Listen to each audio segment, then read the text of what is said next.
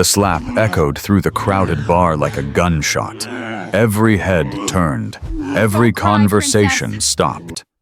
The woman stumbled backward, her cheek burning red, her coffee spilling across the floor. "Know your place, sweetheart." The man laughed, his friends joining in.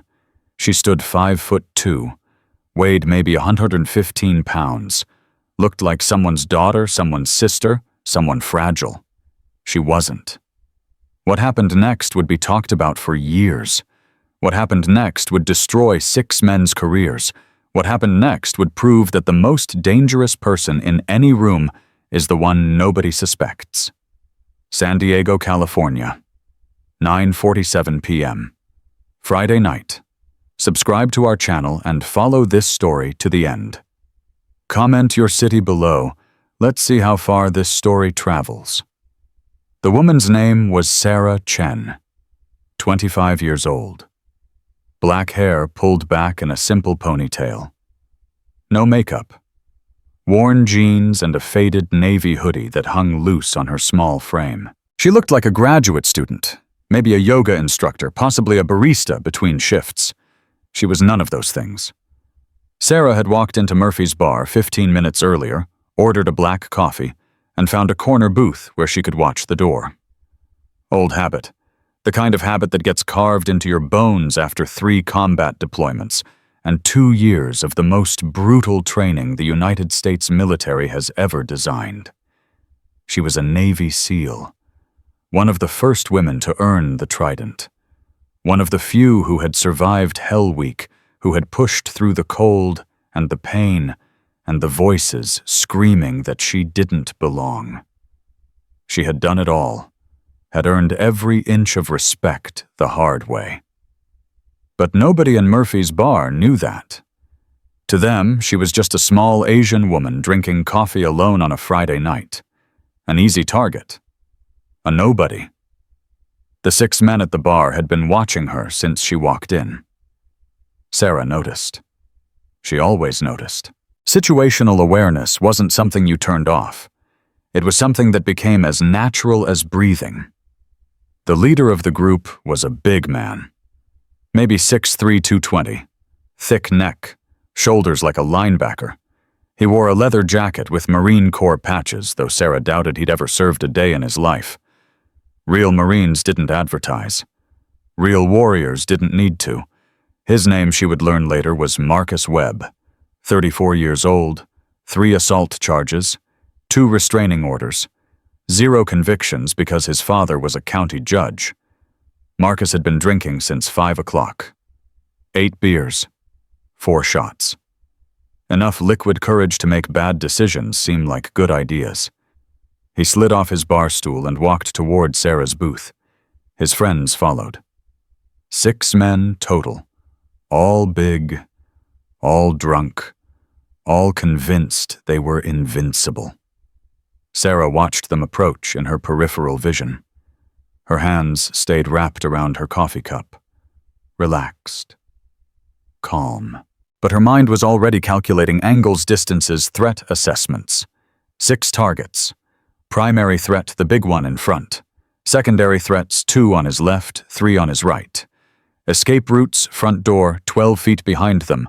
Back exit through the kitchen-bathroom window, if necessary. She hoped she wouldn't need any of it.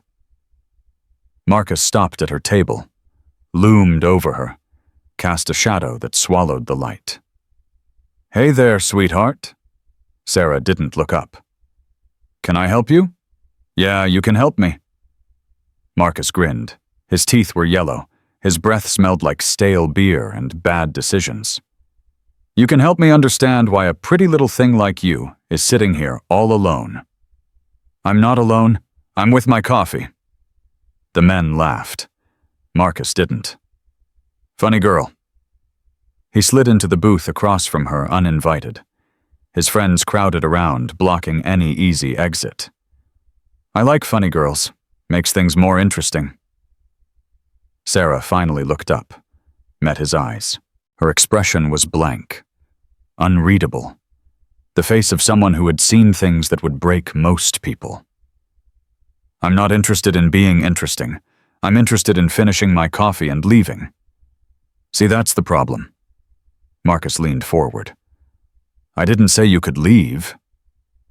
The bar had gone quiet.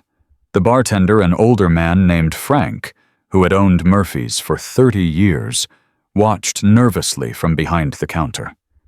His hand drifted toward the phone, toward 911.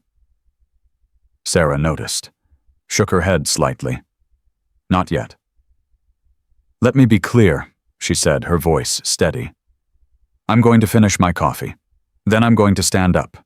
Then I'm going to walk out that door. And you're not going to stop me. Marcus's face darkened. Nobody talked to him like that. Nobody dismissed him. He was Marcus Webb. His father was a judge. He owned this town. Who the hell do you think you are? Nobody special. Damn right you're nobody. Marcus slammed his palm on the table. The coffee cup jumped. You're just some little Chinese bitch who wandered into the wrong bar. Sarah's jaw tightened. The only visible reaction she allowed herself. I'm going to give you one chance to walk away. The men laughed again. One of them, a wiry guy with a goatee, slapped his knee. Did you hear that she's giving us a chance? Oh man, that's rich. Marcus stood, walked around the table, stood right next to Sarah's seat close enough that she could smell the leather of his fake jacket, the sweat on his skin. Stand up. Sarah didn't move. I said stand up. And I said I'm finishing my coffee. Marcus grabbed her arm. Hard. His fingers dug into her bicep with enough force to leave bruises. Sarah let him. He yanked her to her feet. Her coffee spilled across the table, dripped onto the floor, brown liquid spreading like blood. Now, Marcus said, pulling her close. You're going to apologize for that attitude. Then you're going to buy me and my friends around. Then we'll see what else you can do to make it up to us. Sarah looked at his hand on her arm, then at his face, then back at his hand. Let go of me. Or what? Or I'm going to hurt you. More laughter. The wiry guy doubled over. One of the others pulled out his phone, started recording. This is going on YouTube, he said. Big Bad Marcus versus the yoga instructor. This is going to be hilarious. Marcus's grip tightened. You're going to hurt me, sweetheart. I've got 100 pounds on you. I could snap you like a twig. You could try. Something in her voice made Marcus pause. Just for a second. Just long enough for doubt to flicker in his eyes. Then it was gone. Replaced by anger. By wounded pride. His free hand came up fast, open palm, aimed at her face. The slap was loud. The kind of loud that silences a room. The kind of loud that echoes off walls and settles into memory. Sarah's head snapped to the side. Her cheek burned. A red handprint bloomed across her skin. Know your place, sweetheart, Marcus said. He was smiling. His friends were laughing. The bartender was reaching for the phone. And Sarah Chen, 5'2", 115 pounds, the woman everyone had dismissed as weak, stood perfectly still. She wasn't crying. She wasn't screaming. She wasn't afraid. She was calculating. 6 targets, 15 feet to the door. 12 seconds until the bartender connected with 911. Approximately 8 minutes until police arrival. More than enough time. Sarah turned her head slowly. The red handprint glowed on her cheek. Her eyes, dark, calm, empty, locked onto Marcus. You shouldn't have done that. Her voice was different now. Quiet. Cold. The voice of someone who had made life and death decisions in places Marcus couldn't pronounce, couldn't find on a map, couldn't imagine in his worst nightmares. Marcus laughed. Yeah, what are you going to do about it? Sarah moved. Not fast, not yet. Just a small step. Closer to Marcus. Inside his reach. He was still holding her arm. still convinced he was in control. "I'm going to give you one more chance," Sarah said. "Walk away, take your friends, leave this bar, and never touch a woman without her consent again. And if I don't, then I'm going to put you on the ground. Then I'm going to put your friends on the ground. Then I'm going to drink another cup of coffee while we wait for the police." The wiry guy stepped forward. "Hey lady, you're crazy. Marcus just—" "Shut up, Pete." Marcus's eyes never left Sarah's. "This little bitch thinks she's tough. Let's see how tough she is." He raised his hand again, ready for another slap.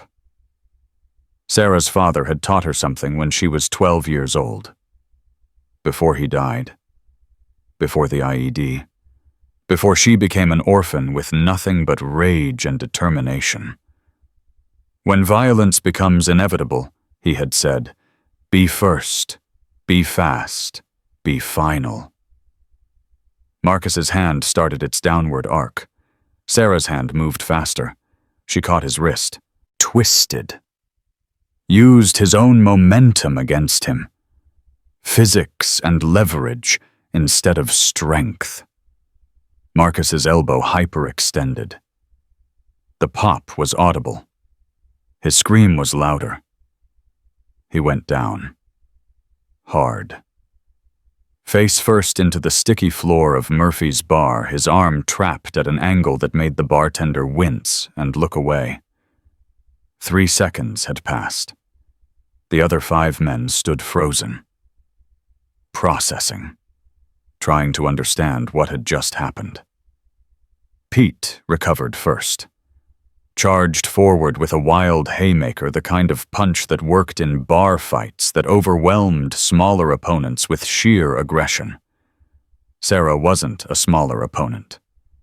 She stepped inside the arc of his swing, let his fist pass over her shoulder. Then she drove her palm into his solar plexus with enough force to empty his lungs. Pete folded, collapsed, curled into a ball on the floor, gasping for air that wouldn't come. 4 seconds. The man with the phone dropped it, charged with both hands raised, going for a tackle. Sarah sprawled, hip pressure driving down, her legs shooting back. The tackle failed before it began. She scrambled to his back, wrapped her legs around his waist. Her arms snaked around his throat before he could defend. Rear naked choke. Perfect technique. The kind they teach at Bud ES. The kind that puts people to sleep in 8 seconds. This man lasted 6. He went limp. Sarah released immediately. Rolled away. Rose to her feet. 7 seconds total. 3 men down. The remaining 3 had backed away, their eyes wide, their faces pale, the alcohol burning away as adrenaline flooded their systems. "What the hell are you?" one of them whispered. Sarah didn't answer, just stood there, relaxed, waiting. They ran, all 3 of them, out the back door, through the kitchen, into the night. Sarah watched them go. Didn't pursue. That wasn't the mission. The mission was self-defense. The mission was complete. She walked back to her booth, sat down, looked at her spilled coffee. The bartender Frank approached slowly. His hands were shaking. "Lady, what just happened? 3 men assaulted me. I defended myself." "But they..." Frank struggled for words. "That was 8 seconds. 7. Frank stared at her. At this small woman who had dismantled 3 large men faster than he could pour a beer. "What are you, military?" Sarah met his eyes. Held them for a long moment. "I'm nobody special. Just a customer who'd like another coffee, please." Frank nodded slowly, walked back behind the bar.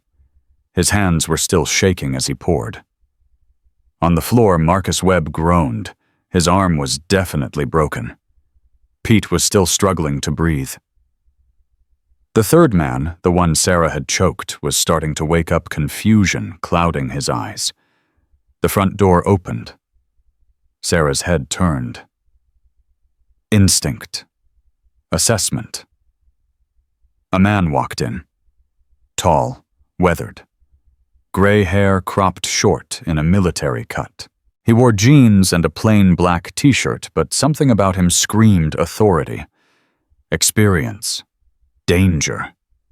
His eyes swept the room, took in the three men on the floor, took in Sarah sitting calmly in her booth, took in the spilled coffee and the overturned chair.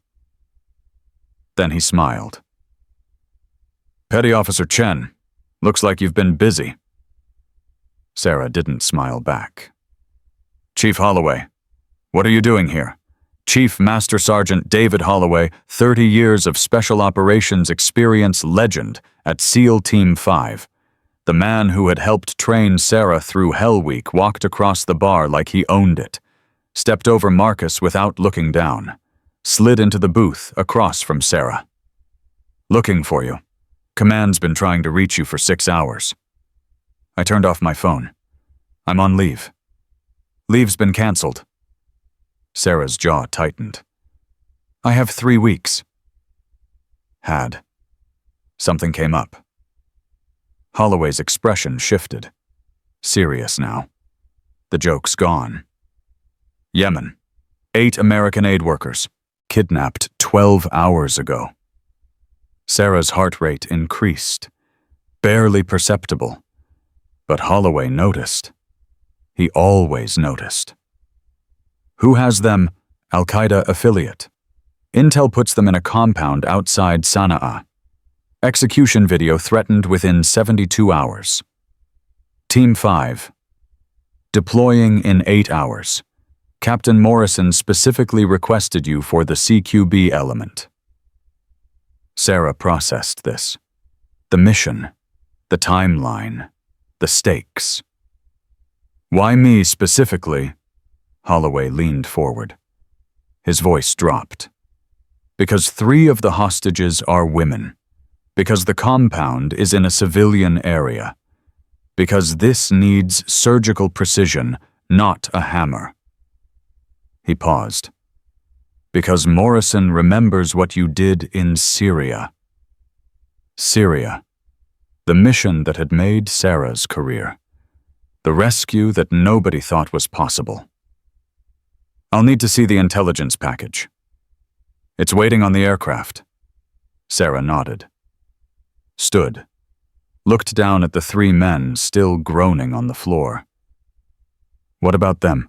"Police are already on the way. I called it in while I was watching through the window." Holloway's smile returned. "Impressive work, by the way. Your father would be proud." Sarah's expression flickered. The first real emotion she'd shown all night.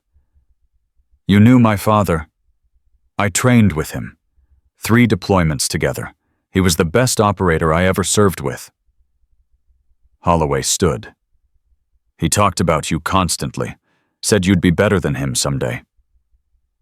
"Am I?" Holloway looked at the 3 men on the floor, at the fear still visible in the bartender's eyes, at this small woman who had just proven beyond any doubt that size meant nothing when skill was absolute. "I think you already are." They walked toward the door. The bartender called out, "Hey, what about my statement for the police?" Sarah stopped, turned. Her expression was stone again. Professional. "Tell them exactly what happened. 6 men harassed me. 1 of them slapped me. I defended myself." She paused. "And tell them to check Marcus Webb's record. 3 assault charges, 2 restraining orders. His father's a judge. They let him walk every time." Frank's eyes widened. "How do you know that?" "I read people. It's what I do." She walked out, into the San Diego night, toward a car waiting at the curb, toward a mission halfway around the world, toward a fight that would test everything she'd learned. Behind her, Marcus Webb was finally sitting up, cradling his broken arm, his face twisted with pain and humiliation. "You're dead!" he screamed at the closing door. "You hear me? You're dead! My father's a judge! I'll destroy you!" The door clicked shut. Sarah didn't look back. Inside the car, Holloway drove in silence for several minutes. Finally, he spoke. "You could have avoided that." "Could have. But you didn't." "No." "Why?" Sarah stared out the window. The city lights blurred past. Bars and restaurants and people living normal lives, people who would never know what she did, what she'd sacrificed, what she'd become. Because men like Marcus Webb count on women being afraid. They count on us being small, being polite, being quiet. Her voice hardened. "I'm tired of being quiet." Holloway nodded slowly. "Your father said something similar once, right before he went into Tehran." Sarah's breath caught. "You were there. I was supposed to go with him. Mission got scrubbed at the last minute from my team. His didn't." Holloway's hands tightened on the steering wheel. "He died saving 4 American diplomats. Did you know that 4 people are alive today? Because James Chen didn't hesitate. He never told me about Tehran. He wouldn't have. Classified. Still is." Holloway glanced at her. "But you should know. Your father wasn't just a SEAL. He was one of the best to ever wear the trident. And he spent the last year of his life developing a combat system specifically for you." Sarah's heart hammered. "What are you talking about?" "He called it Shadow Protocol, designed for smaller operators, for people who would always be underestimated." Holloway reached into his jacket, pulled out a worn leather notebook. Brown, water-stained. The pages yellowed. "He gave this to me before the Tehran mission. Made me promise to give it to you when you were ready." Sarah took the notebook with trembling fingers. Opened it. Her father's handwriting. Neat, precise. The script of an engineer and a warrior. For Sarah. My shadow. My warrior. "When you're big enough to read this, I'll be teaching you in person. If you're reading this without me, it means Holloway kept his promise. Trust him. But remember, size is never a disadvantage. It's only a disadvantage if you let them think it is." Tears pricked at Sarah's eyes. She blinked them back. "Why now?" "Because tomorrow you're leading a rescue mission into hostile territory. Because 8 lives depend on your decisions. Because you need to understand where you come from, to understand where you're going." Sarah closed the notebook, clutched it to her chest. Did he know before Tehran? Did he know he wasn't coming back? Holloway was quiet for a long moment. He knew it was dangerous, but he went anyway. Because that's what warriors do. We go where we're needed. We fight when others can't. We sacrifice so others don't have to. The car pulled onto the highway, the airport ahead, the mission waiting. "There's something else," Holloway said, "about Yemen." "What?" "The Marine Intelligence Unit that's supposed to support your operation.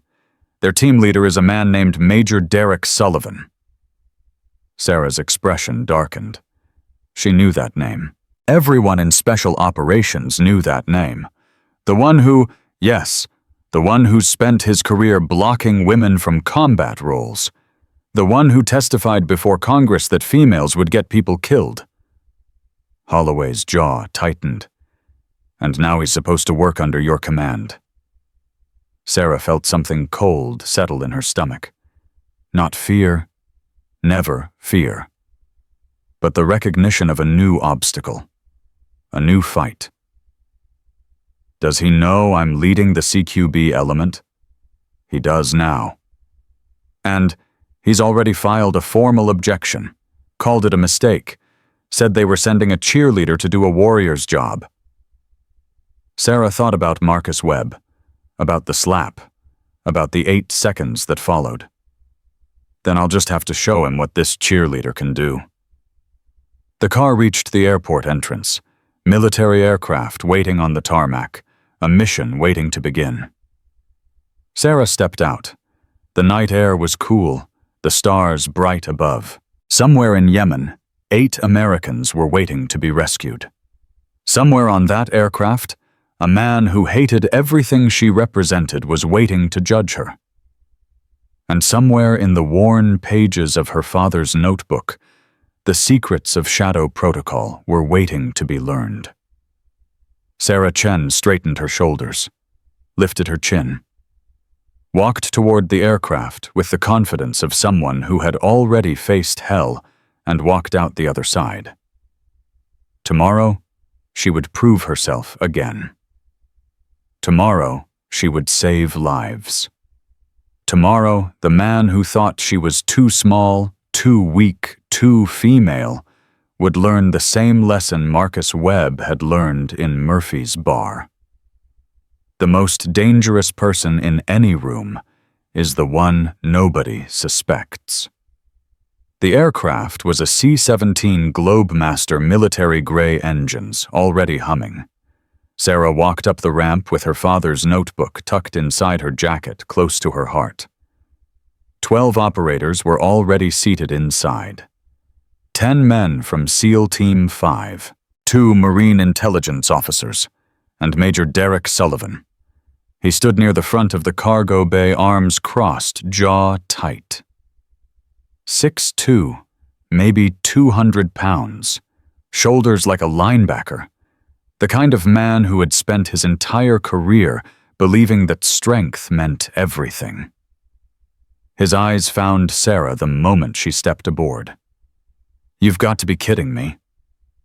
Sarah didn't slow down, didn't hesitate, just walked straight toward him, stopped 3 feet away, and met his glare with calm, empty eyes.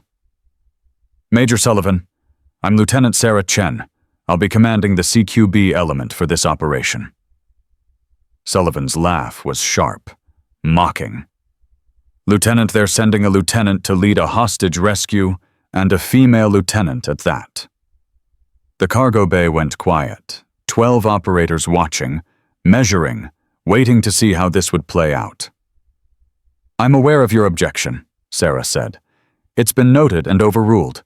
We have 8 hours until insertion. I suggest we use that time productively." Productively? Sullivan stepped closer, used his height to loom over her. The same tactic Marcus Webb had tried 3 hours ago. "Let me be productive, Lieutenant. I've been doing this job for 15 years. 15 years of combat. 15 years of leading men into hell and bringing them back alive. And now they want me to take orders from someone who looks like she should be serving coffee at Starbucks." Sarah felt the old anger rise, pushed it down, controlled it. "Your service record is impressive, Major, but this isn't your operation. Captain Morrison specifically requested my team for the close quarters element. Your job is intelligence support and perimeter security. My job is to make sure people don't die because of political correctness. Your job is to follow orders." Sullivan's face reddened. His hands curled into fists. For a moment, Sarah thought he might actually swing at her. Chief Holloway stepped between them. His voice was calm, but carried weight that silenced the tension. "We've got 8 Americans waiting to be rescued. 8 families praying their loved ones come home. Save the pissing contest for after the mission." Sullivan glared at Holloway, then at Sarah.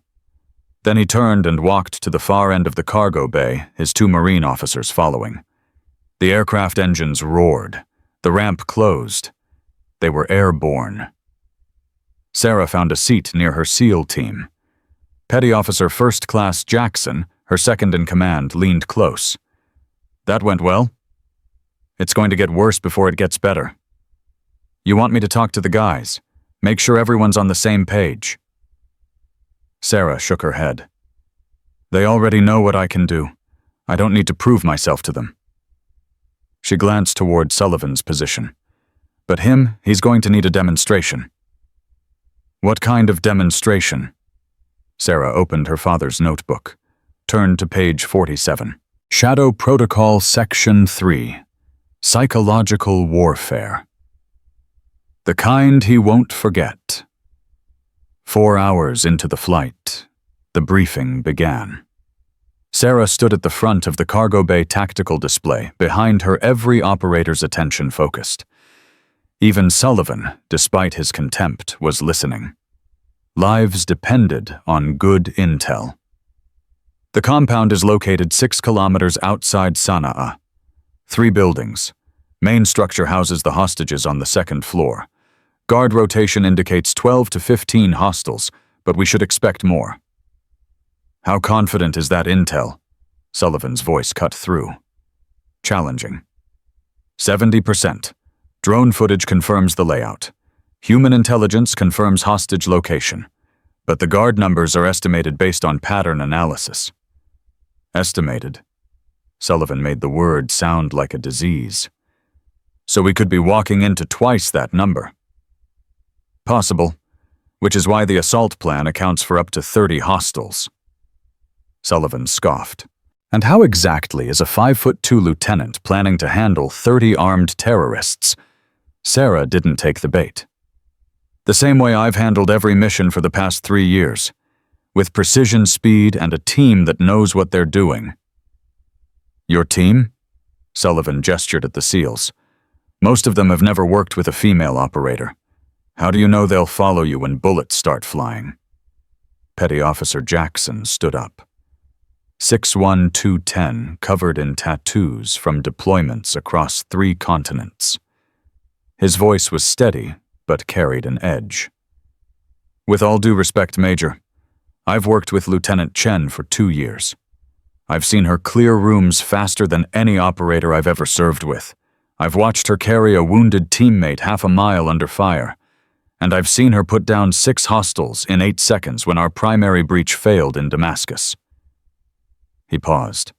So when you ask if we'll follow her, the answer is to hell and back. The cargo bay fell silent. Sullivan's jaw tightened. He looked at Jackson, then at the other SEALs, all of them nodding in agreement. Damascus was luck. Damascus was skill. Jackson sat back down. You'd know the difference if you'd been there. Sullivan's face went dark. He started to rise from his seat. Enough! Sarah's voice cut through like a blade. Major Sullivan, I don't need you to respect me. I don't need you to like me. I don't even need you to believe I can do this job. What I need is for you to do your job. Secure the perimeter, provide intelligence updates, and stay out of my way when we breach. Sullivan stood anyway, walked toward her, stopped close enough that she could smell his cologne, see the pulse hammering in his neck. And what happens when you freeze? When the bullets start flying and your instincts tell you to run and hide like every woman's instincts do? Sarah held his gaze. Didn't blink. Didn't flinch. My instincts have kept me alive through 3 combat deployments, 27 operations, and 116 confirmed enemy engagements. If my instincts tell me to run, Major, it'll be toward the enemy, not away. She stepped even closer, close enough that Sullivan had to look down to meet her eyes. Now sit down. We have a mission to plan. For a long moment, nobody breathed. Then Sullivan turned, walked back to his seat, sat down without another word. Sarah returned to the briefing. Her heart was hammering, but her voice stayed steady. Insertion point is here. 2 clicks from the compound. We move on foot through the Wadi system. Hit time is a 300. Any questions? No questions. Good. 2 hours before insertion. Sarah sat alone in the back of the aircraft, her father's notebook open on her lap, the pages worn soft from decades of handling. She'd been reading for hours. Every technique, every principle, every lesson her father had wanted to teach her. Shadow Protocol wasn't just a fighting system. It was a philosophy, a way of seeing combat that most people never understood. Size is a weapon, her father had written.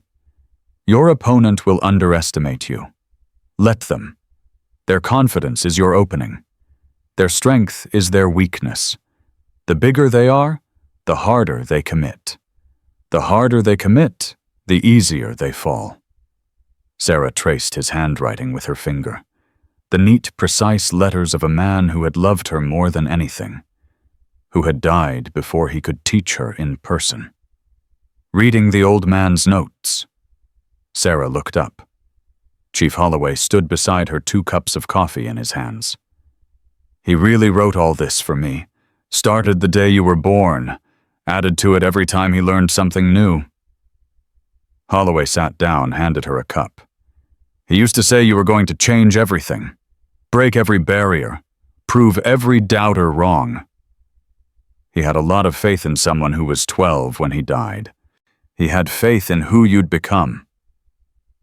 Holloway sipped his coffee. And he was right. Look at you now, leading a hostage rescue that every military strategist said was impossible, commanding men who would die for you without hesitation. Sullivan wouldn't. Sullivan doesn't matter. What matters is the 8 people waiting for us to save them. Sarah closed the notebook, stared at the cargo bay floor. Can I tell you something? Chief, something I've never told anyone? Anything. When my father died, I was angry. Not sad. Angry. Furious that he left me alone, that he went on that mission when he had a 12-year-old daughter at home. Her voice cracked slightly. I spent years hating him for dying, for choosing duty over me. Holloway was quiet for a long moment. You know what he told me before Tehran, the night before the mission that killed him? Sarah shook her head. He said, I'm doing this for her. Every mission, every sacrifice, every risk, it's all for Sarah. So she grows up in a world that's a little bit safer, a little bit better, a little bit less cruel to people who look like her. Holloway's voice thickened. He didn't choose duty over you. He chose to make the world better for you, even if it cost him everything. Tears pricked at Sarah's eyes. She blinked them back. I never knew. He never wanted you to carry that burden, the burden of knowing he died for you. Holloway reached over, gripped her shoulder. But now you're doing the same thing, risking everything so 8 strangers can go home to their families. That's his legacy, Sarah. That's what he gave you. Sarah clutched the notebook to her chest. What if I fail? Then you fail fighting, like he did, like every warrior who came before you. Holloway stood. But you won't fail. I've watched you since Hell Week, watched you become something he always knew you could be. You're ready for this. How do you know? Holloway smiled. The same sad, proud smile he'd worn when she'd earned her trident. Because you're still asking that question. Because you're still afraid of failing. That fear, it keeps you sharp, keeps you careful. The operators who stop being afraid are the ones who get killed. He walked back toward the front of the aircraft. Sarah sat alone, her father's notebook warm against her chest. The mission waiting, 1 hour to insertion. 30 minutes before insertion, Sarah gathered her team for final equipment check. Weapons, night vision, communications, medical supplies. Everything had to be perfect. 1 malfunction, 1 missing piece of gear, and people died. She was checking her rifle's action when Sullivan appeared beside her. I need to say something. Sarah didn't look up.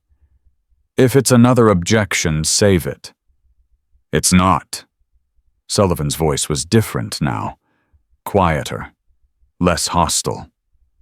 I watched the briefing, watched how your team responded to you, watched Jackson defend you like you'd saved his life. I have, twice. Sullivan nodded slowly.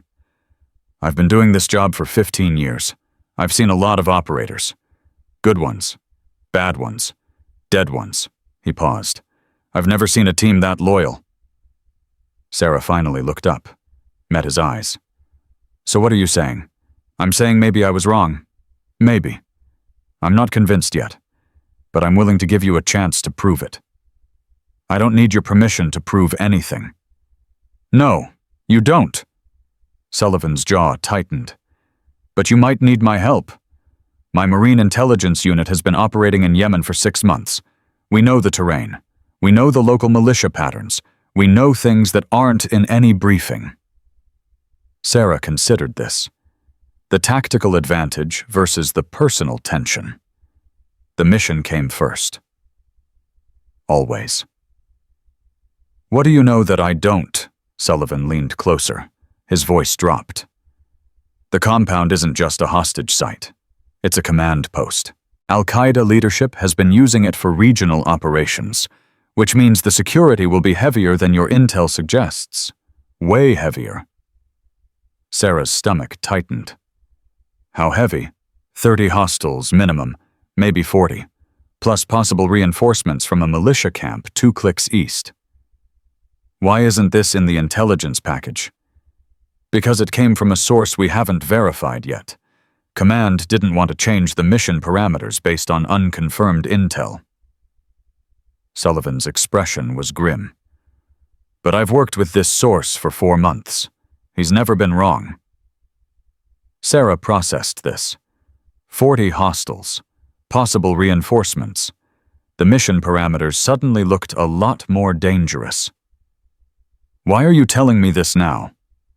Because if you walk into that compound expecting 15 hostiles and find 40 people die, your people, maybe my people. Sullivan's voice hardened. I might not like you, Lieutenant, but I don't want to watch anyone die because of bad intel. And for the first time, Sarah saw something different in Sullivan's eyes.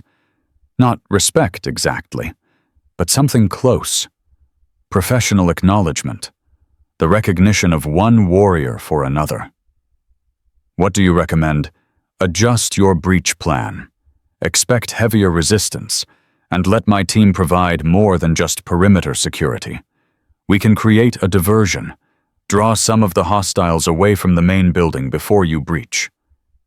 Sarah thought about it. The risk of trusting Sullivan versus the risk of walking into a larger force than expected. A diversion could work, but if your team engages too early, we lose the element of surprise. We won't engage, just noise. Explosions on the east side of the compound. Make them think it's the main attack. They'll shift forces to respond. And when they realize it's a diversion, by then you'll already have the hostages. We extract together. One unified force instead of 2 separated elements.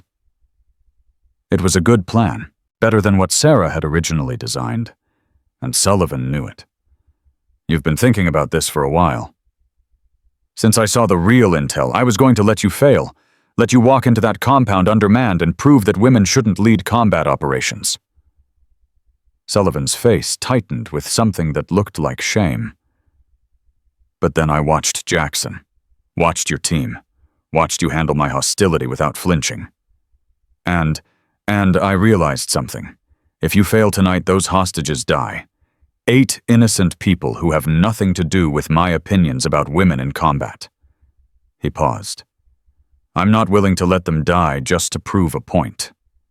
Sarah studied him, looking for the trap, the hidden agenda, the betrayal waiting to happen. She found only exhaustion, the weight of 15 years of combat, the burden of decisions that had cost lives. Okay, she said finally. We adjust the plan. Your diversion. My breach. Unified extraction. Where Sullivan extended his hand. Sarah shook it. One condition, she said. Name it. After this mission, whatever happens, we talk. Really talk. About why you've spent your career trying to keep women out of combat. Sullivan's expression flickered. Pain. Memory. Something dark hiding behind his eyes. Deal. They separated. Sarah returned to her team to brief the adjusted plan. Sullivan went to his Marines to prepare the diversion. 15 minutes to insertion. The aircraft descended through the darkness toward the drop zone. Sarah stood at the edge of the ramp, the desert air rushing past the ground, invisible below. Her father's notebook was secured in her tactical vest. his wisdom, his legacy, his final gift to the daughter he'd never see grow up. She thought about Marcus Webb in that bar, the slap that had echoed like a gunshot, the 8 seconds that followed. She thought about Sullivan, the hostility that had cracked, the alliance that had formed. She thought about the 8 hostages waiting in that compound, terrified, hoping, praying that someone was coming for them. Someone was. 30 seconds, the jump master called. Sarah's team lined up behind her. 10 SEALs, ready to follow her into hell. Sullivan's voice came through her earpiece. Diversion team in position. We'll hit them the moment you're on the ground. Give them hell, Lieutenant. Sarah keyed her mic. Copy that, Major. See you on the other side. 10 seconds. The green light flashed. Sarah stepped off the ramp. Into the darkness. Into the unknown. Into the mission that would prove everything. The wind roared. The ground rushed up. And somewhere in that compound, 40 armed terrorists had no idea that a 5'2" woman was about to become their worst nightmare. Sarah hit the ground hard. Her legs absorbed the impact, knees bending, body rolling exactly as she'd been trained. The parachute collapsed behind her. She was already cutting the lines before the silk settled. Around her 10 SEALs landed in near-perfect formation. Silent. Professional. Weapons up within seconds. All units sound off, Sarah whispered into her mic. One by one, her team confirmed. 10 operators. All accounted for. Diversion team ready. Sullivan's voice crackled. On your command? Sarah checked her GPS. 2 kilometers to the compound. 40 minutes of careful movement through hostile territory. Move out. Diamond formation. Jackson, you have point. They moved like shadows. No sound. No wasted motion. Just 10 ghosts gliding through the darkness toward 40 armed men who had no idea death was coming. Sarah's heart hammered. Not from fear. From anticipation. From the knowledge that in less than an hour, 8 Americans would either be rescued or dead. There was no middle ground. 30 minutes later, they reached the observation point. The compound spread below them. 3 buildings, lights in the windows, guards patrolling with the lazy confidence of men who believed they were safe. Sarah counted. 12 visible hostiles, but Sullivan's intel suggested 40. Where were the others' Jackson thermal scan? Jackson pulled out the thermal imaging device, scanned the buildings one by one. Main building, I count 22 heat signatures, 8 clustered on the 2nd floor. That's our hostages. 14 spread across the 1st floor and basement. The other buildings, East Building 6 signatures, West Building 8, plus the 12 outside. Sarah did the math. 40 targets. Sullivan's source had been exactly right. Command, this is Shadow-led. We have eyes on the compound. 40 hostiles confirmed. 8 hostages confirmed 2nd floor main building. Request permission to proceed. The response came immediately. Shadow-led, you are cleared hot. Good hunting. Sarah keyed her mic to the diversion team frequency. Major Sullivan, execute diversion in 60 seconds. Copy that. 60 seconds. Sarah looked at her team. 10 men who trusted her with their lives. 10 warriors who had trained for exactly this moment. Listen up. When that diversion hits, we have maybe 3 minutes before they realize it's a feint. 3 minutes to breach the main building, neutralize 14 hostiles, secure 8 hostages, and begin extraction. Any questions? Silence. Then let's bring them home. 58 seconds. 59. 60. The eastern side of the compound erupted. Explosions. Gunfire. Chaos. Sullivan's team was making it sound like a full-scale assault. The reaction was immediate. Guards sprinting toward the east. Shouts in Arabic. flashlights cutting through the darkness. Sarah watched the main building. Half the guards on the first floor ran outside, ran toward the diversion, ran away from the real threat. Now, move. 10 operators flowed down the hillside, fast, silent, deadly. They hit the main building's rear entrance in 45 seconds. Jackson on the breaching charge, Williams covering the left, Rodriguez covering the right. Sarah stacked up behind the door, her rifle steady, her breathing controlled. Breach in 3, 2, 1. The charge detonated. The door blew inward. Sarah was first through. 2 hostiles in the hallway, both turning toward the sound. Both too slow. Sarah's rifle spoke twice. Controlled bursts. Center mass. Both targets down before they could raise their weapons. Clear! Moving! The team flowed behind her, room by room, threat by threat. Shadow protocol in action. Another hostile emerged from a doorway. Sarah saw him in her peripheral vision. Pivoted. Fired. He dropped. Jackson took out 2 more in the kitchen. Williams neutralized 1 in the communications room. First floor clear. 8 hostiles down. Moving to second floor. Sullivan's voice came through her earpiece. Shadow lead, be advised. Hostiles are realizing the diversion is fake. They're heading back to the main building. You've got maybe 90 seconds. Copy that. Accelerating timeline.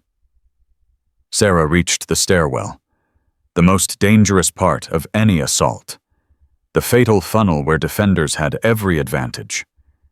She went up first, because leaders lead from the front, because her team needed to see her taking the same risks she asked of them.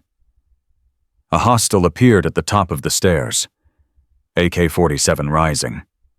Sarah fired first. The rounds caught him in the chest. He tumbled backward. She kept moving, reached the top, swept left. 2 more hostiles. Both armed. Both firing. Rounds snapped past her head, close enough to feel the wind. Sarah dropped to one knee, made herself smaller, returned fire with surgical precision. 1 hostile down. The other ducked behind a doorframe. Jackson reached her side. Threw a flashbang down the hallway. The explosion was deafening even through ear protection. Sarah was already moving. Caught the stunned hostile before he recovered. 2 rounds. Done.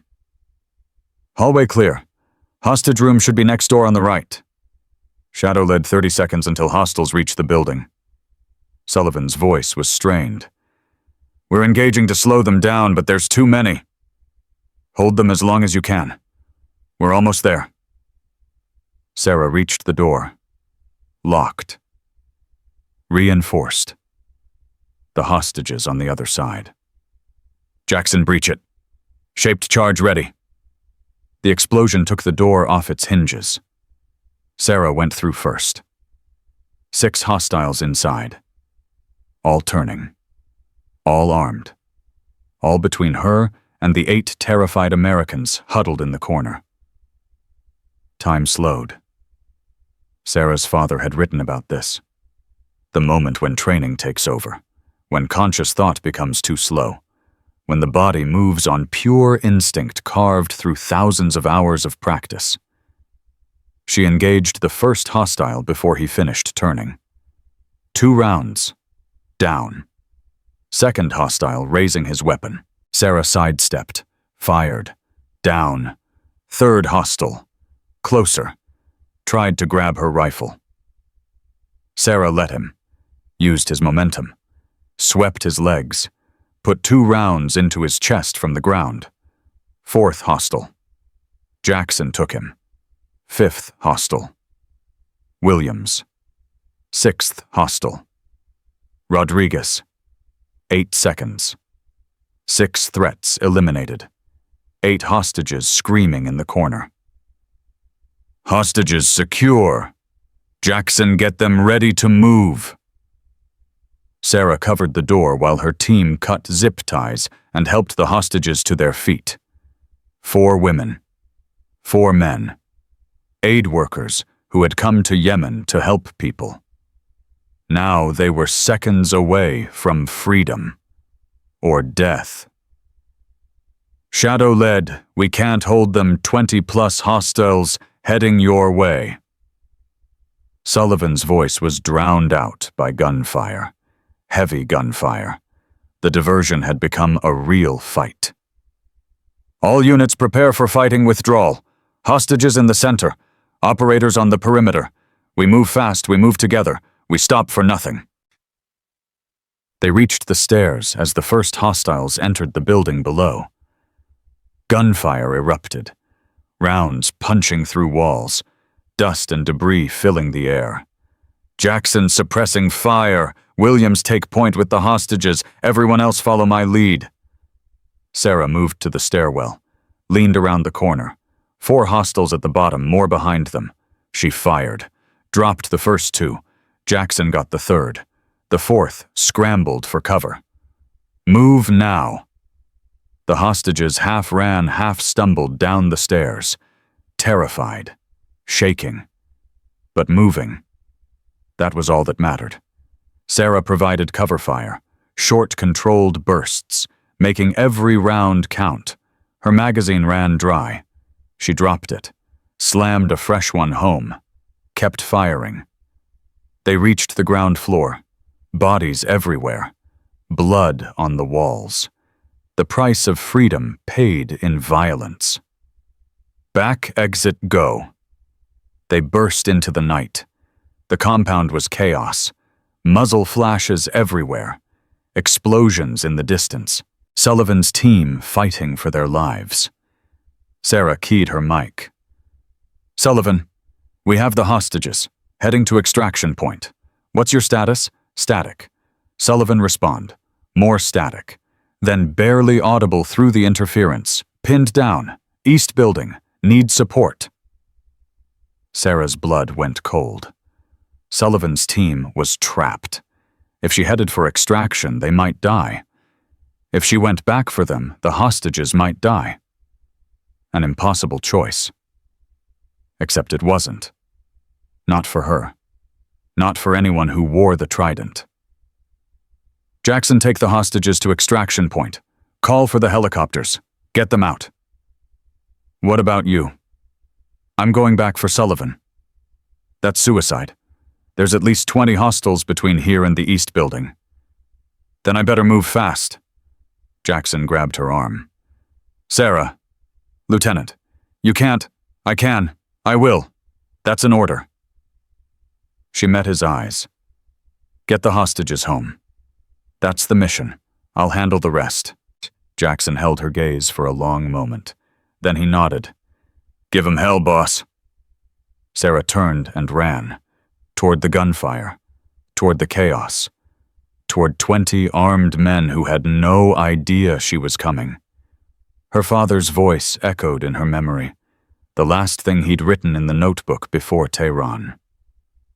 When the choice is between safety and saving lives, a warrior always chooses lives, even if it costs everything.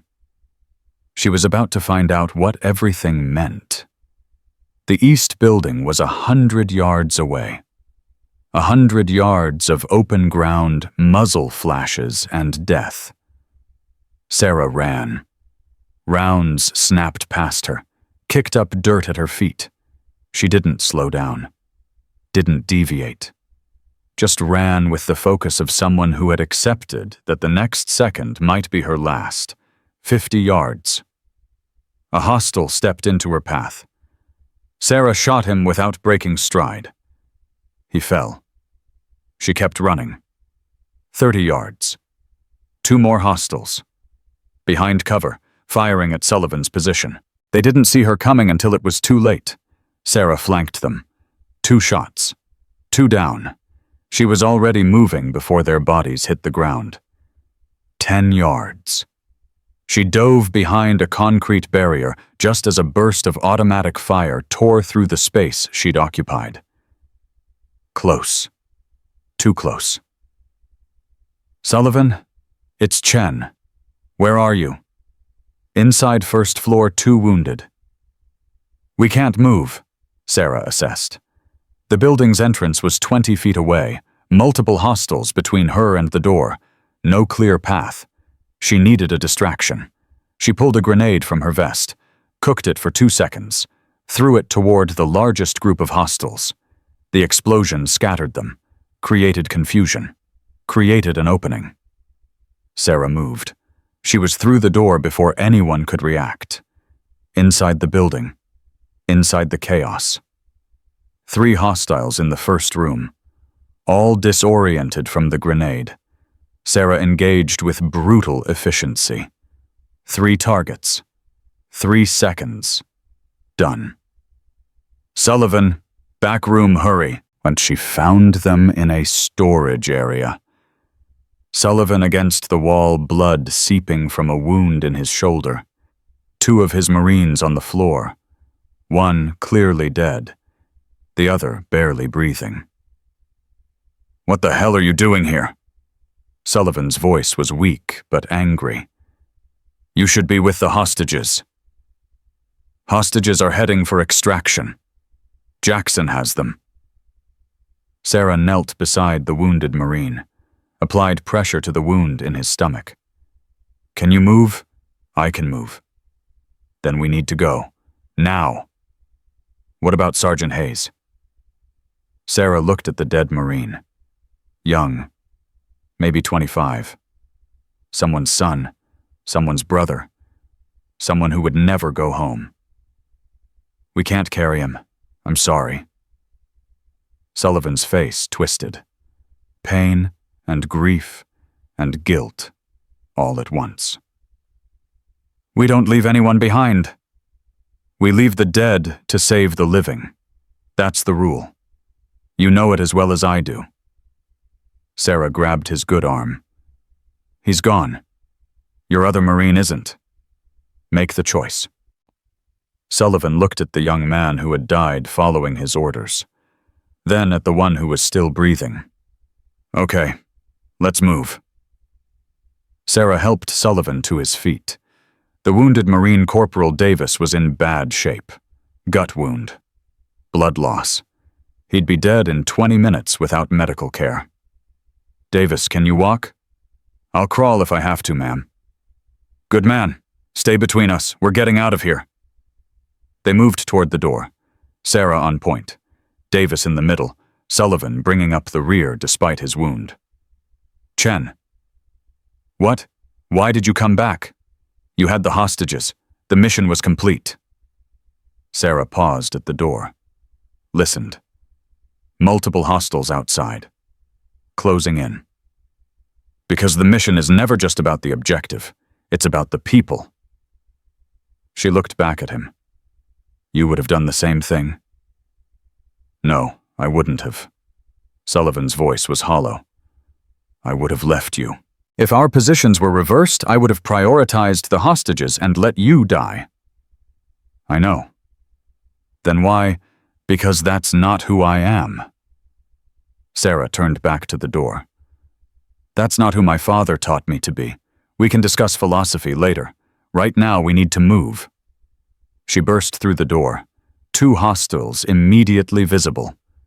She dropped both before they could react. Move! They ran, Sarah clearing the path, Sullivan and Davis stumbling behind. The extraction point was 300 yards away, 300 yards of darkness and death, 200 yards, more hostiles, appearing from the shadows, drawn by the gunfire. Sarah engaged, short bursts, efficient kills. She was running low on ammunition. Every shot had to count. 100 yards. She could hear the helicopters now. The beautiful sound of extraction, of survival. Almost there, keep moving. 50 yards. Sullivan stumbled, went down hard, his wounded shoulder finally giving out. Sarah turned back, grabbed him, pulled him to his feet. I can't. You can. Move. 20 yards. The helicopter's spotlight found them, illuminating the path, illuminating the salvation waiting beyond. 10 yards. Sarah felt the impact before she heard the shot, like someone had punched her in the side with a sledgehammer. She stumbled, looked down. Blood spreading across her tactical vest. Hit. She'd been hit. "Chen, keep moving." Her voice was strange, distant, like someone else was speaking. "Get to the helicopter. You're hit. I noticed." She pushed Sullivan toward the waiting aircraft. "Go. That's an order." Sullivan hesitated, looked at the woman who had come back for him, who had saved his life, who was now bleeding out in the dirt. Then he grabbed her, threw her over his good shoulder, started running. "Sullivan, put me down. Shut up. I don't leave anyone behind. Not anymore." He ran, Davis stumbling beside him, hostiles closing in, rounds kicking up dirt all around them. They reached the helicopter. Hands grabbed them, pulled them inside. The door gunner opened up with the minigun mowing down the pursuing hostiles. The helicopter lifted off, rising into the night, leaving the chaos below. Sarah lay on the floor of the aircraft. Medics working on her wound. Blood everywhere. Pain everywhere. But alive. Jackson appeared above her, his face twisted with worry. "All hostages accounted for. All SEALs accounted for." He gripped her hand. "You crazy, stupid, brilliant woman. You actually did it. The Marines—" "Davis will make it. Sullivan's shoulder is bad, but he'll recover." Jackson's voice cracked. "You went back for them. You went back for the guy who spent his whole career trying to keep women out of combat. He's still a soldier." Sarah's vision was fading. Blood loss. Shock. And soldiers don't leave each other behind. She passed out. When she woke, Sullivan was sitting beside her hospital bed. His arm was in a sling. His face was pale, but his eyes were clear for the first time since she'd met him. "How long?" Her voice was a croak. 18 hours. You lost a lot of blood. Doctor said you were lucky. Round hit the vest first, slowed it down. Another inch to the left, and it would have hit your spine." Sarah processed this. An inch from paralysis. An inch from death. "The hostages. All 8 recovering at the embassy. They're going home tomorrow." Sullivan paused. 3 of them are already talking to the press, telling everyone about the woman who led the rescue. The woman who carried a wounded Marine half a mile under fire. "I didn't carry Davis. You carried me. After you came back for us. After you gave up a safe extraction to save 3 Marines, you didn't even know." Sullivan's voice broke. "I spent 15 years saying women couldn't do this job. 15 years fighting against you and everyone like you. And then you proved me wrong in the worst way possible. By saving your life. By showing me what courage actually looks like." He reached into his jacket, pulled out a notebook. Brown leather. Water-stained. "I found this in your vest when they were treating you." Read a few pages. Sarah's breath caught. Her father's notebook. "Your father wrote about me. Did you know that—" "What?" Page 73. "He wrote about a Marine he served with in Fallujah. A Marine who was so convinced women couldn't fight that he refused to work with female intelligence officers. Your father wrote that someday someone would prove that Marine wrong. That someone would be his daughter." Sullivan's eyes were wet. "I was that Marine Chen. I was the one he was writing about. He knew. 15 years ago, James Chen knew that his daughter would eventually face me, and he prepared you for it." Sarah took the notebook, held it against her chest. Her father's final gift. His final lesson. "He didn't prepare me to fight you," she said softly. "He prepared me to save you." Sullivan broke. tears streaming down his face, the weight of 15 years crumbling away. I'm sorry for everything I said, everything I did, every woman I dismissed, every career I destroyed. His voice was raw. I was wrong. So completely wrong. Sarah reached out, took his hand. Then help me fix it. How? I'm being promoted. Given command of a new joint task force, special operations, all branches, mixed gender. She met his eyes. I need someone to help me train them. Someone who understands what it takes. Someone who's made every mistake and can help others avoid them. You want me to work for you? I want you to work with me, to prove that this isn't about politics or gender or proving points. It's about capability.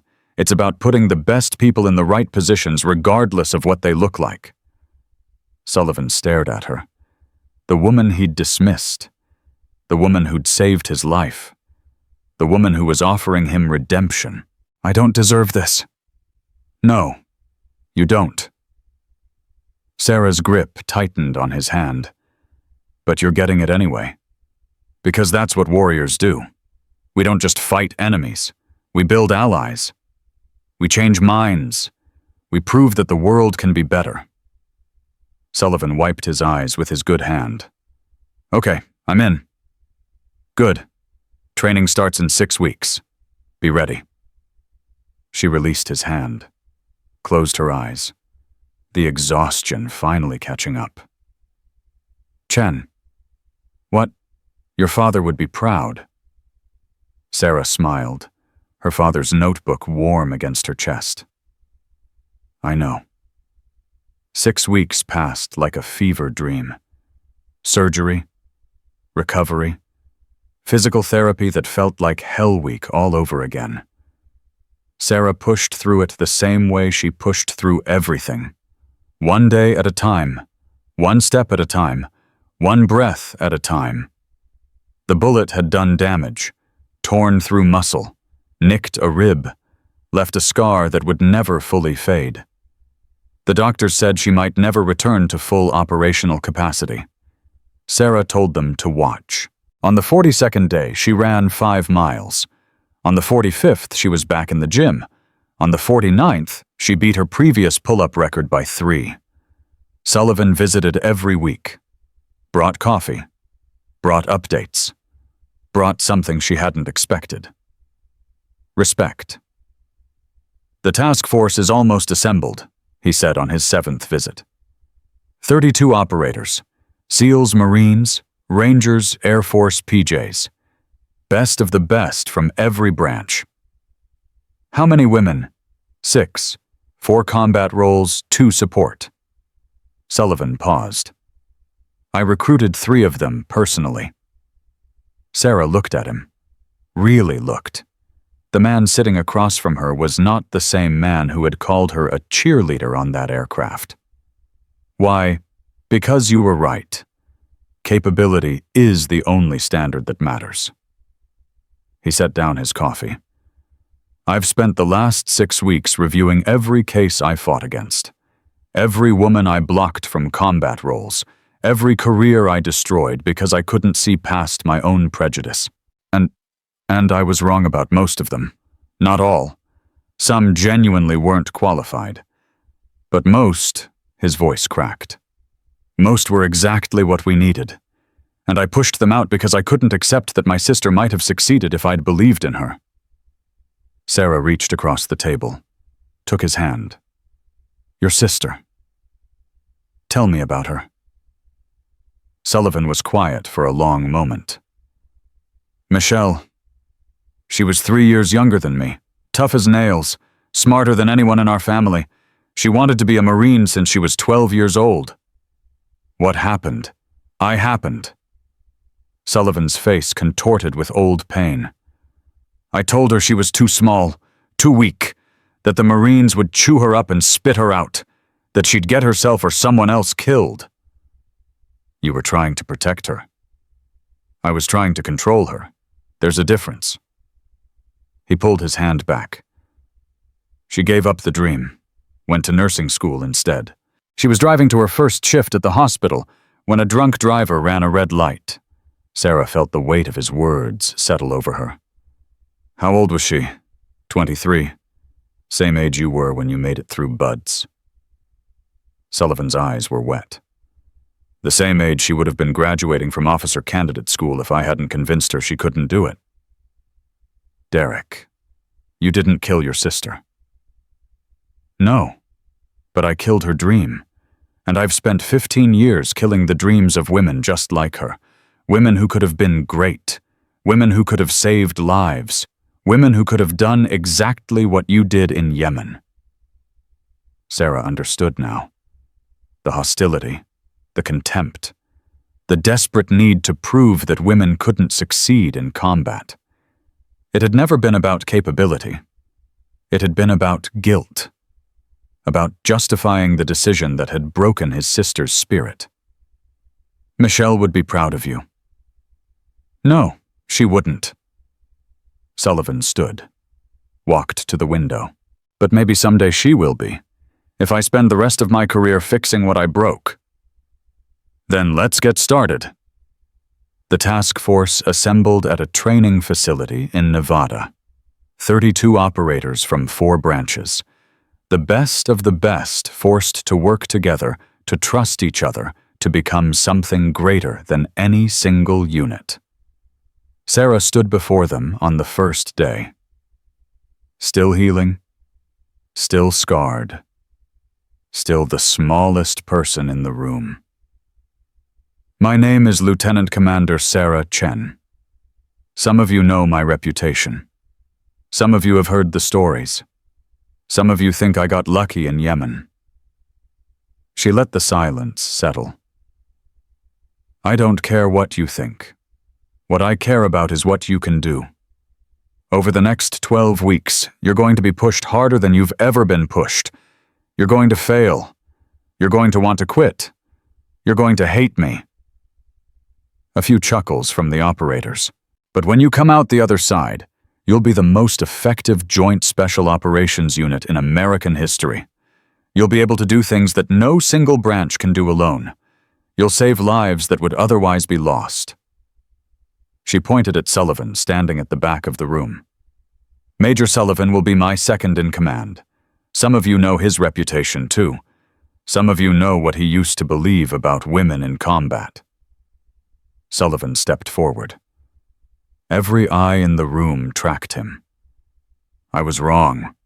His voice carried. Lieutenant Commander Chen saved my life in Yemen. She came back for me when she could have left. She took a bullet pulling my wounded Marine to safety. He paused. Whatever I believed before, I know what I believe now. This woman is the finest operator I've ever served with, and you will follow her orders as if they came from God himself. The room was silent. Sarah nodded. Training begins in 1 hour. Dismissed. The operators filed out. Most looked curious. Some looked skeptical. A few looked hostile. One stopped beside Sarah. A massive Army Ranger named Sergeant First Class Marcus Webb. Sarah's blood went cold. The same Marcus Webb. The same man from Murphy's Bar.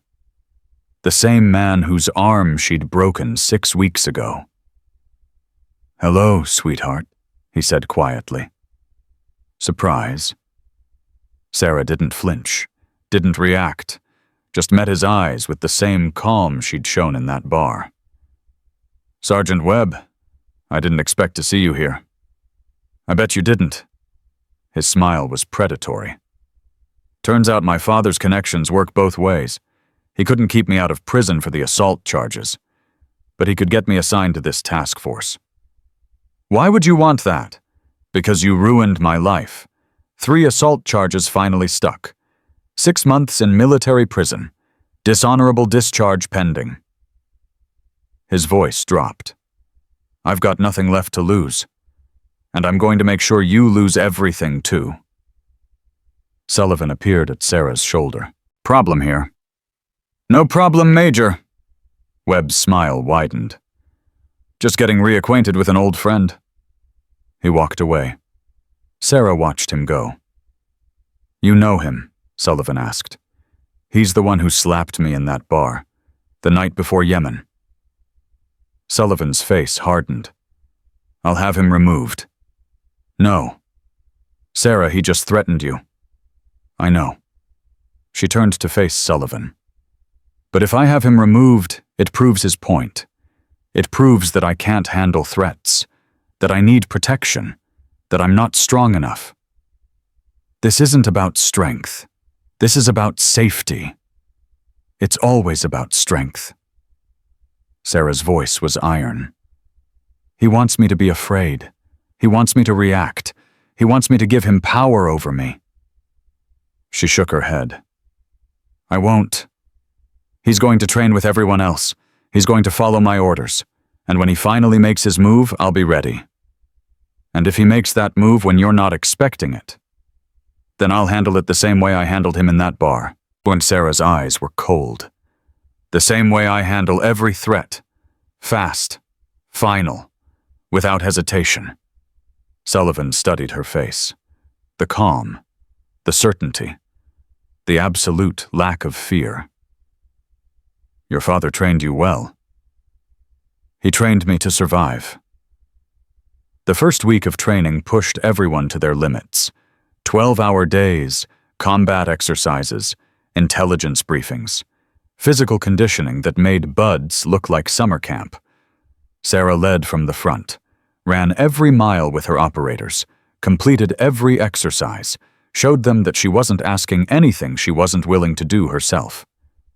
Webb watched, waited, looking for weakness. He didn't find any. On the 8th day, the hand-to-hand combat evaluations began. Every operator paired with someone from a different branch. Styles mixed. Techniques tested.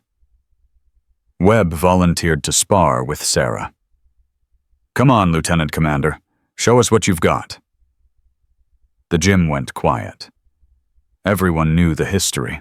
The stories had spread through the task force like wildfire. The bar fight. The broken arm, the 6-man assault in Yemen. Sarah stepped onto the mat. Standard rules, full contact, tap or knockout ends the match. Works for me. They touched gloves. Webb's eyes were hungry, vengeful. Ready, the referee called. Fight. Webb didn't rush this time. He'd learned from the bar, learned that aggression got him hurt. He circled, tested range, looked for openings. Sarah let him, patient, calm, reading his movements. Webb threw a jab. Sarah slipped it. He threw a cross. She parried. Not so confident now, are you? Webb taunted. Can't catch me by surprise this time. Sarah didn't respond, just watched, waited. Webb feinted left, threw a hook. Sarah ducked under, came up inside his guard. She could have ended it there, could have taken him down, could have broken something else. She didn't. She stepped back. Reset to neutral. Webb's face twisted with confusion, then anger. What the hell was that? You had the opening. I know. Then why didn't you take it? Sarah met his eyes. Because I don't need to hurt you to prove I'm better than you. I just need you to know it. Webb's face went red. He charged, wild, uncontrolled. Everything his training should have taught him not to do. Sarah sidestepped, grabbed his wrist, used his momentum. Physics and leverage. Webb went airborne, landed hard on his back.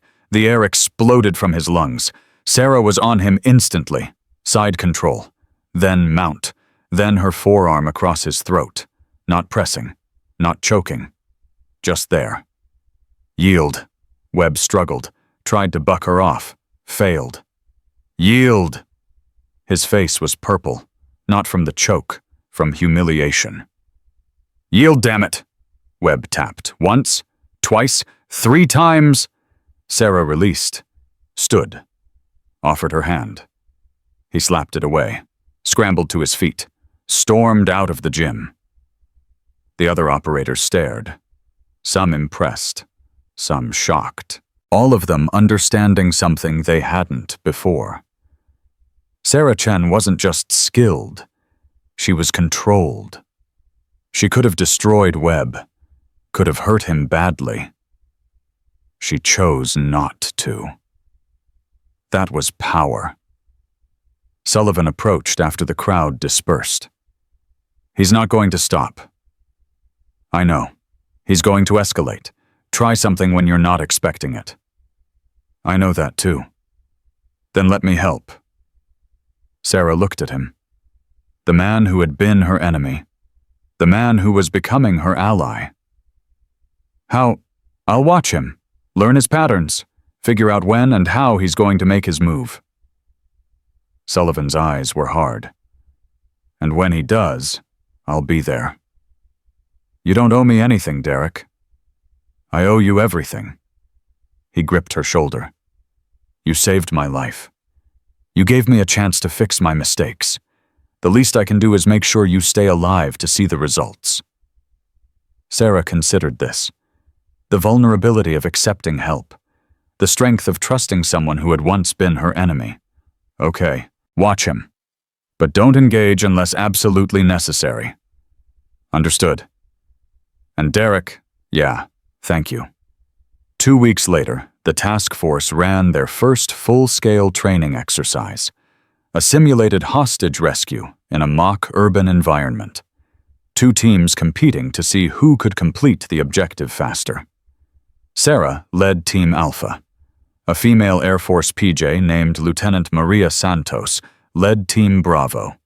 The exercise went smoothly for the first 20 minutes. Alpha breached the target building, neutralized simulated hostiles, located the hostage room. Then everything went wrong. An explosion. Not simulated. Real. The building shook. Dust and debris filled the air. Screams echoed through the corridors. Sarah's radio crackled with chaos. What the hell was that?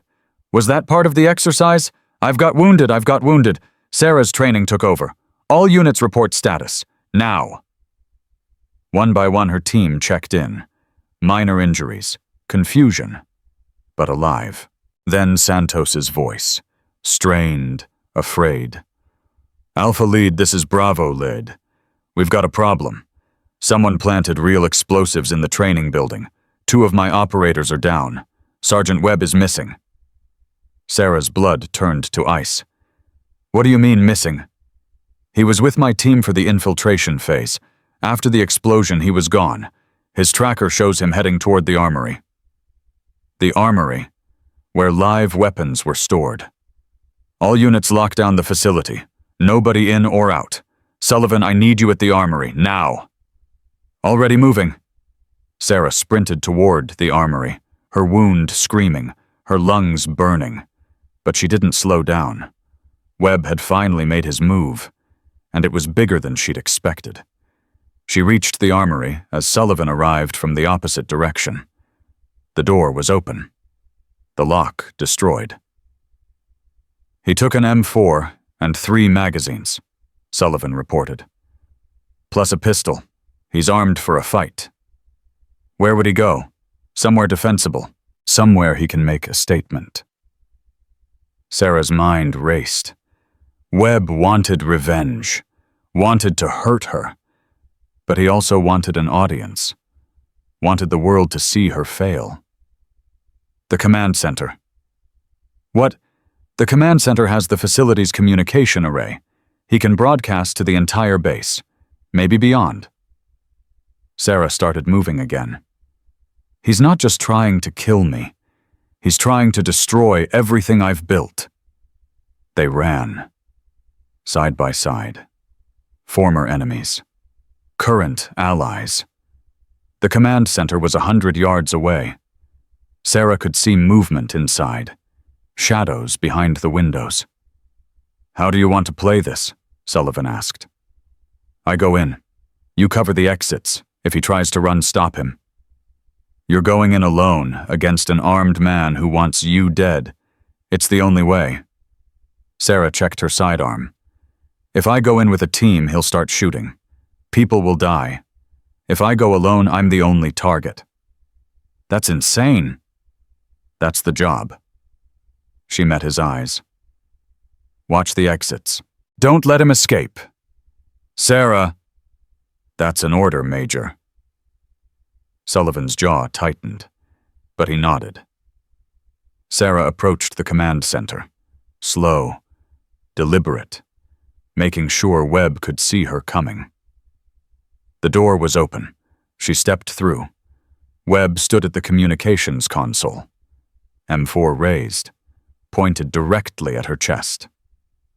Hello, sweetheart. Took you long enough. Sarah stopped 10 feet away, hands visible. No sudden movements. What are you doing, Marcus?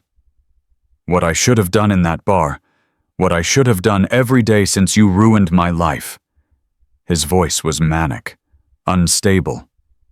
You think you can just break a man's arm and walk away.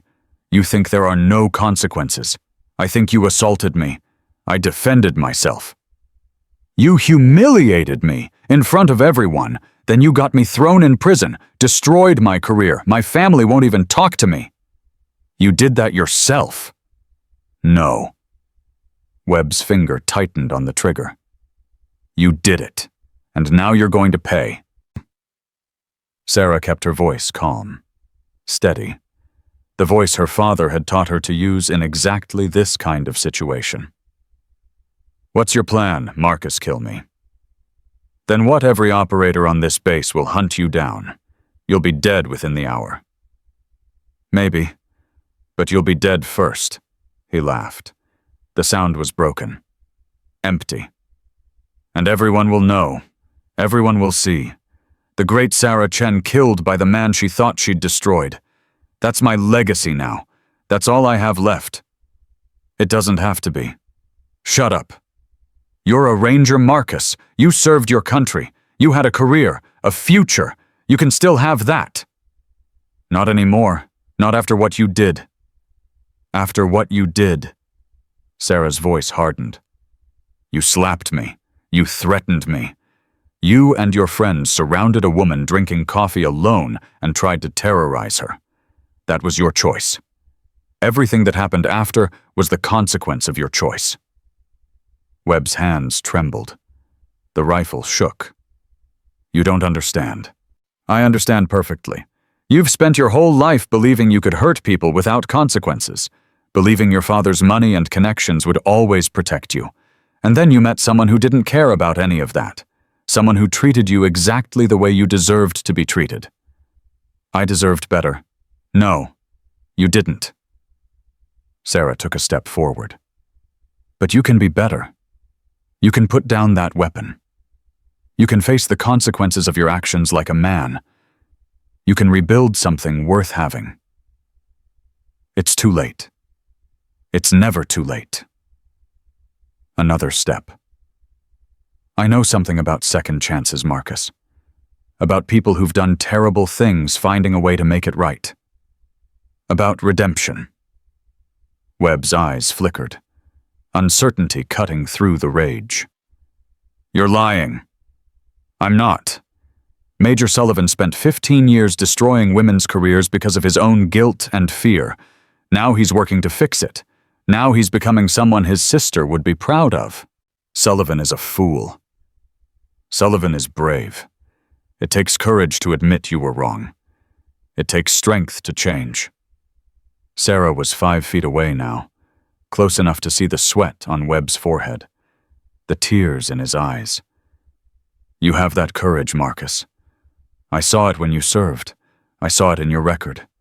You were a good soldier once. You can be again. The rifle lowered slightly, just an inch. They'll never forgive me. Forgiveness isn't the point. Being better is the point. Doing better is the point. Sarah extended her hand. Put down the weapon. Face what you've done. Start over. Webb stared at her hand. at the woman who should have been his victim, at the offer of something he didn't deserve. The rifle rose again. No. His finger tightened on the trigger. Sarah moved. She'd known he wouldn't take the offer, had seen it in his eyes the moment he refused. But she'd needed to try, needed to give him the chance. Now the chance was over. She grabbed the barrel, pushed it aside as he fired. The round went past her ear, deafening. She twisted the weapon, used Webb's grip against him. The rifle clattered to the floor. Webb threw a punch. Sarah ducked, countered with an elbow to his solar plexus. He doubled over. She grabbed his head, drove her knee into his face. Blood sprayed. Webb stumbled back. He pulled his pistol. Sarah was faster. She caught his wrist, twisted. The bones ground together. Webb screamed. The pistol fell. Sarah swept his legs. He went down hard. She was on him before he could recover, her arm across his throat, the same position she'd had him in on the mat. But this time, she wasn't showing mercy. "It's over, Marcus." He struggled, weakly now, the fight draining out of him. "Kill me." "No. Kill me, I've got nothing left. That's not my call." Sarah tightened her hold, just enough to put him to sleep, just enough to end this. Webb's eyes fluttered. His body went limp. Sarah released him, stood. Her hands were shaking now, the adrenaline burning through her system. Sullivan burst through the door, weapon raised. "Sarah, it's done." She looked down at Webb's unconscious form. "He's alive. Get him restrained. Get medical for the wounded in the training building." Sullivan stared at her, at the blood on her hands, at the woman who had just disarmed and subdued an armed man in close quarters. "You could have killed him." "I know. He would have killed you." "Probably." "Then why?" Sarah met his eyes, exhausted, hurting, but certain. "Because my father taught me that warriors don't just fight. We protect, we save, even the people who don't deserve it." She looked back at Webb, especially the people who don't deserve it. Sullivan holstered his weapon, walked over, put his hand on her shoulder. "Your father was a wise man. He was the best man I ever knew.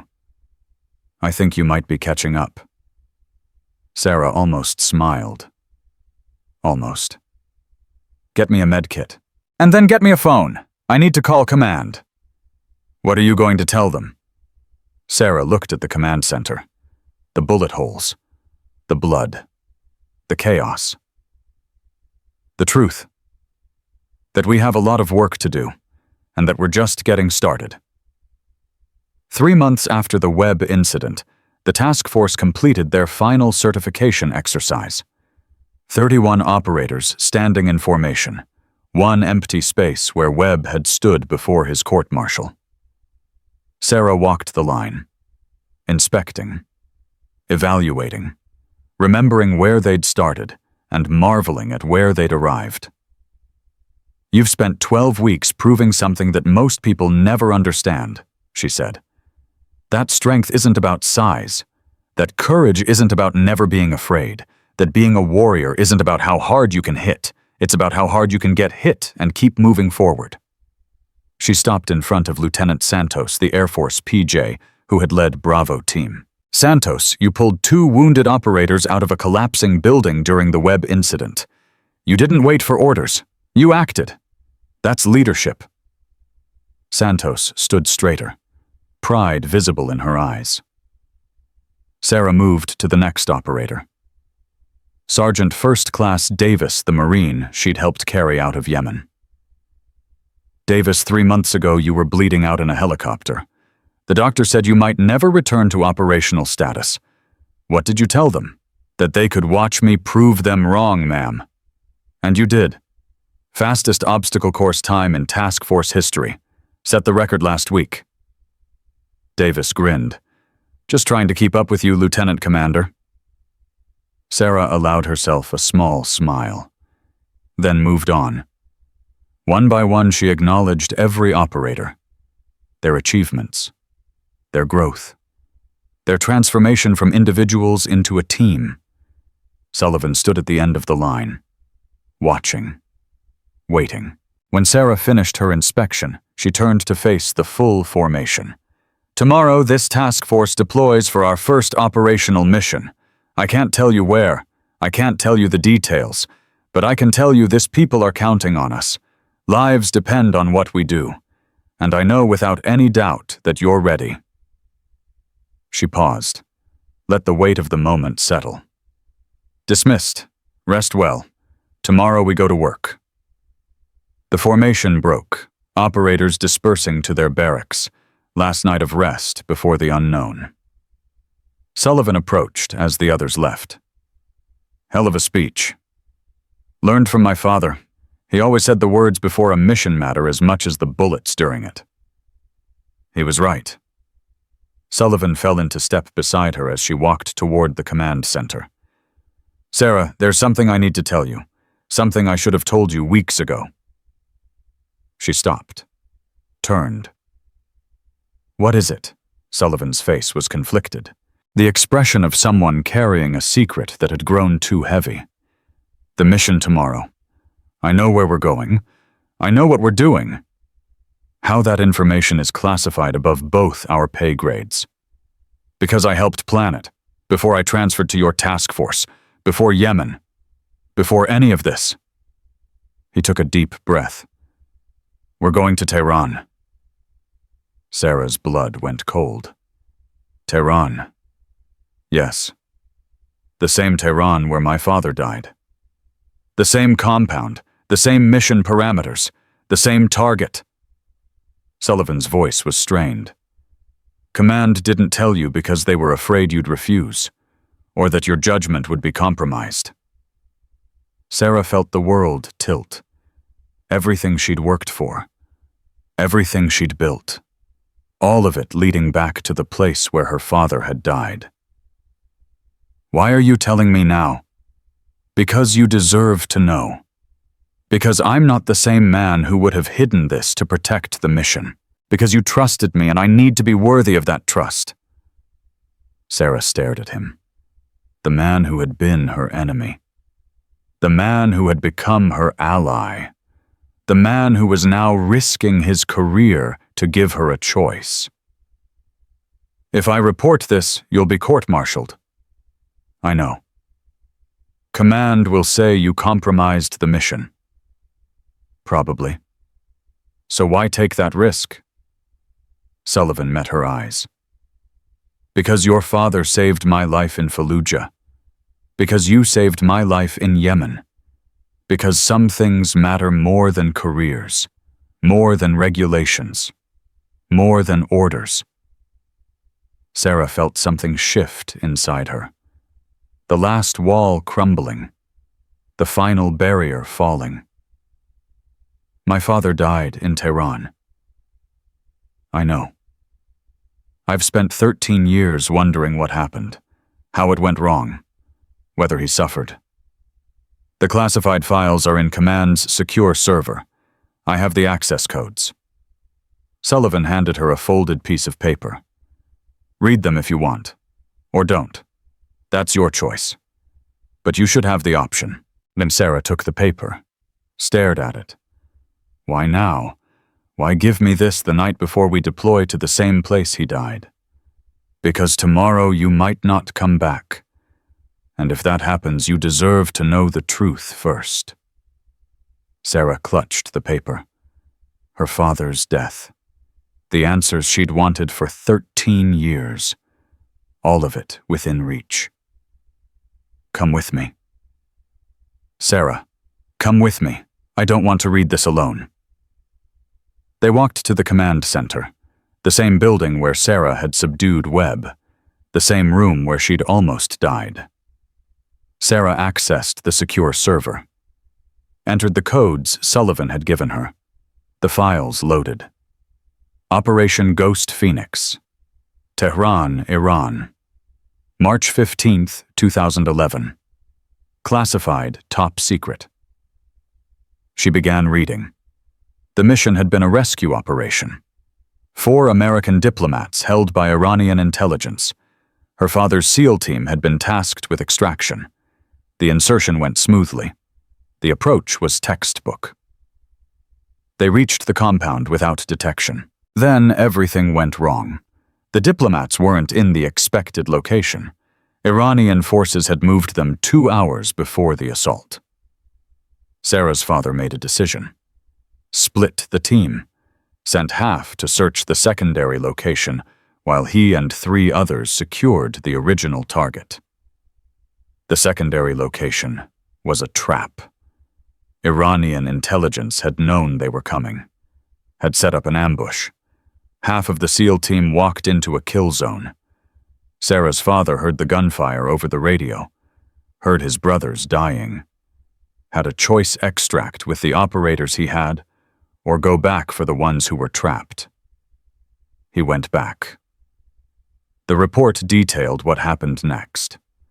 James Chen and 3 SEALs fought through 6 blocks of urban combat, killed 27 Iranian operatives, reached the ambush site.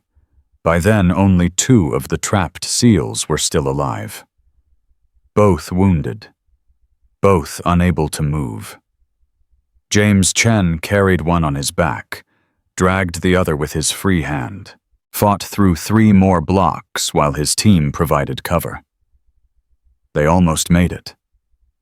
50 meters from the extraction point, a sniper round caught him in the chest. He went down. But he didn't let go of the wounded SEALs. His last radio transmission was in the file. Sarah pressed play. Her father's voice filled the room. Strained. Weak. But certain. "This is Ghost Lead. I'm hit. Not going to make it. Get the others out. Complete the mission. And someone tell my daughter I love her. Tell her to be brave. Tell her that warriors don't quit.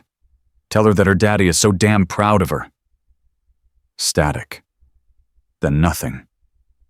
Sarah sat in silence, tears streaming down her face.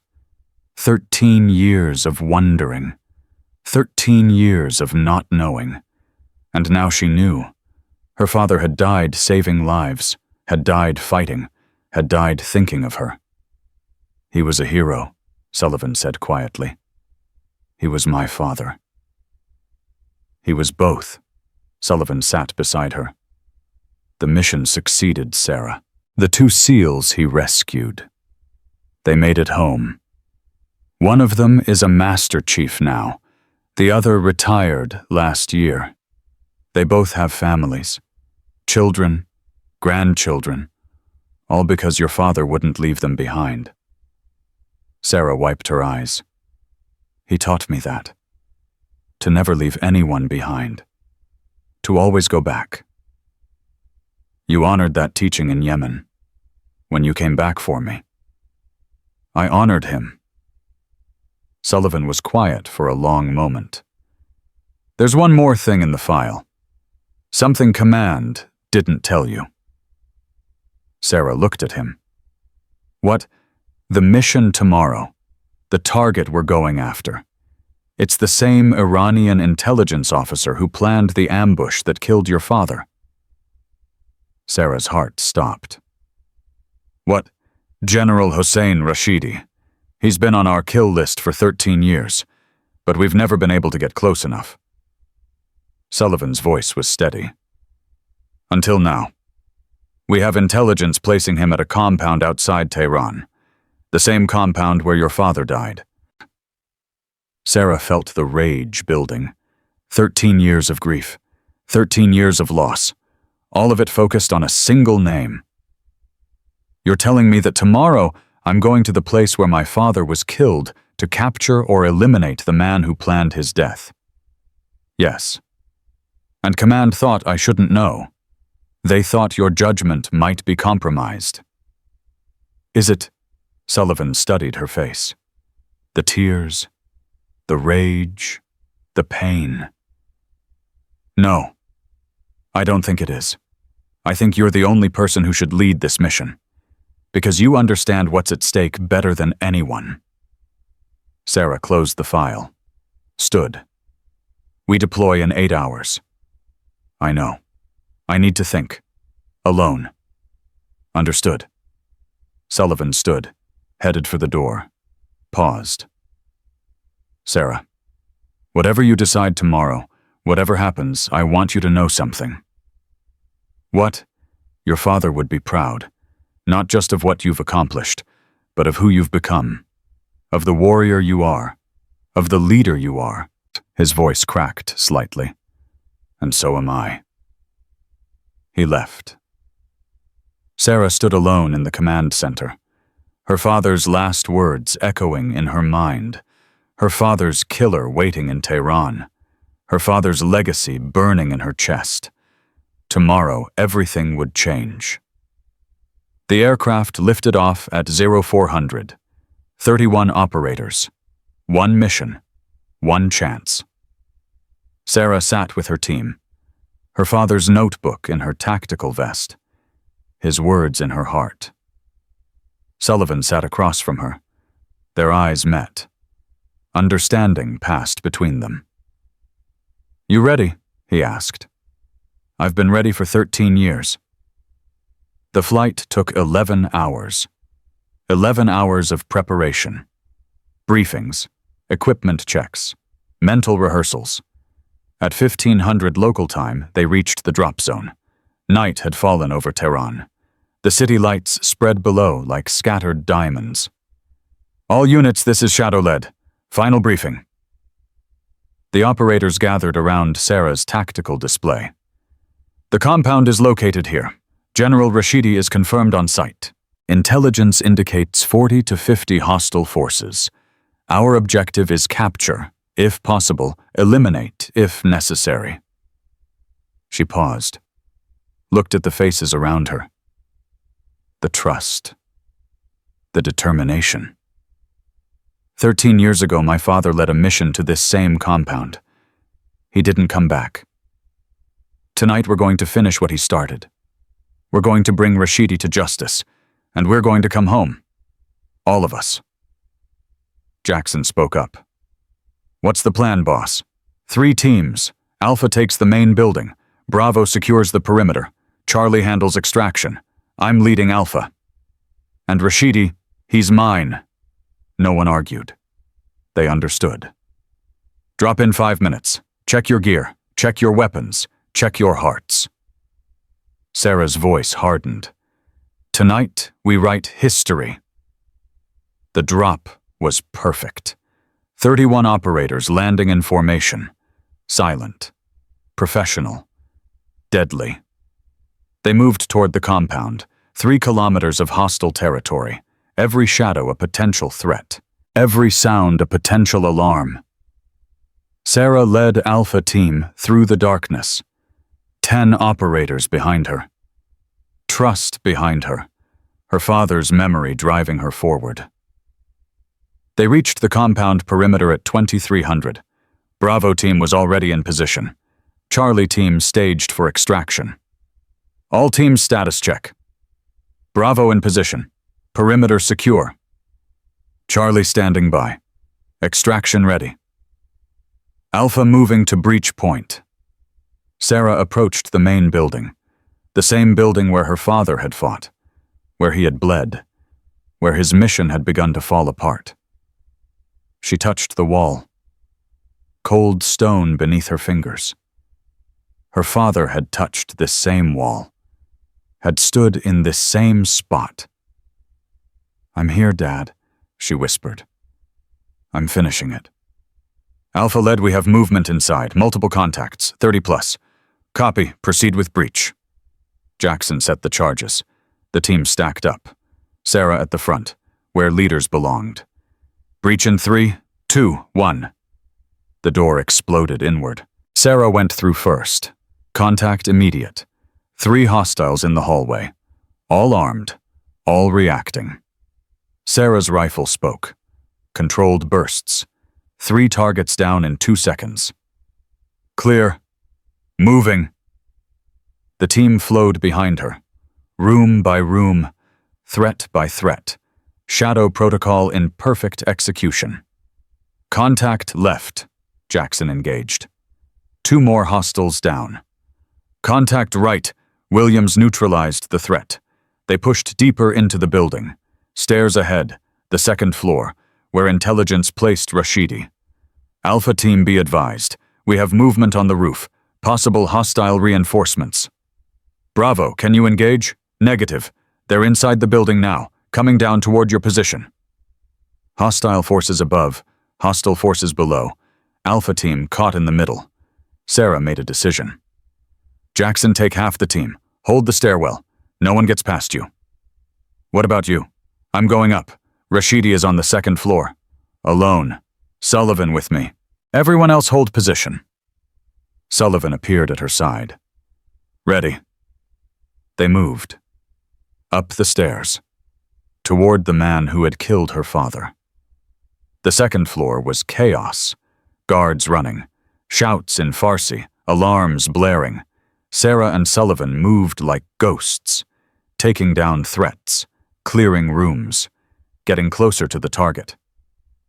3rd door on the left, Sullivan said. That's his office. They approached. Sarah on one side of the door, Sullivan on the other. Breach?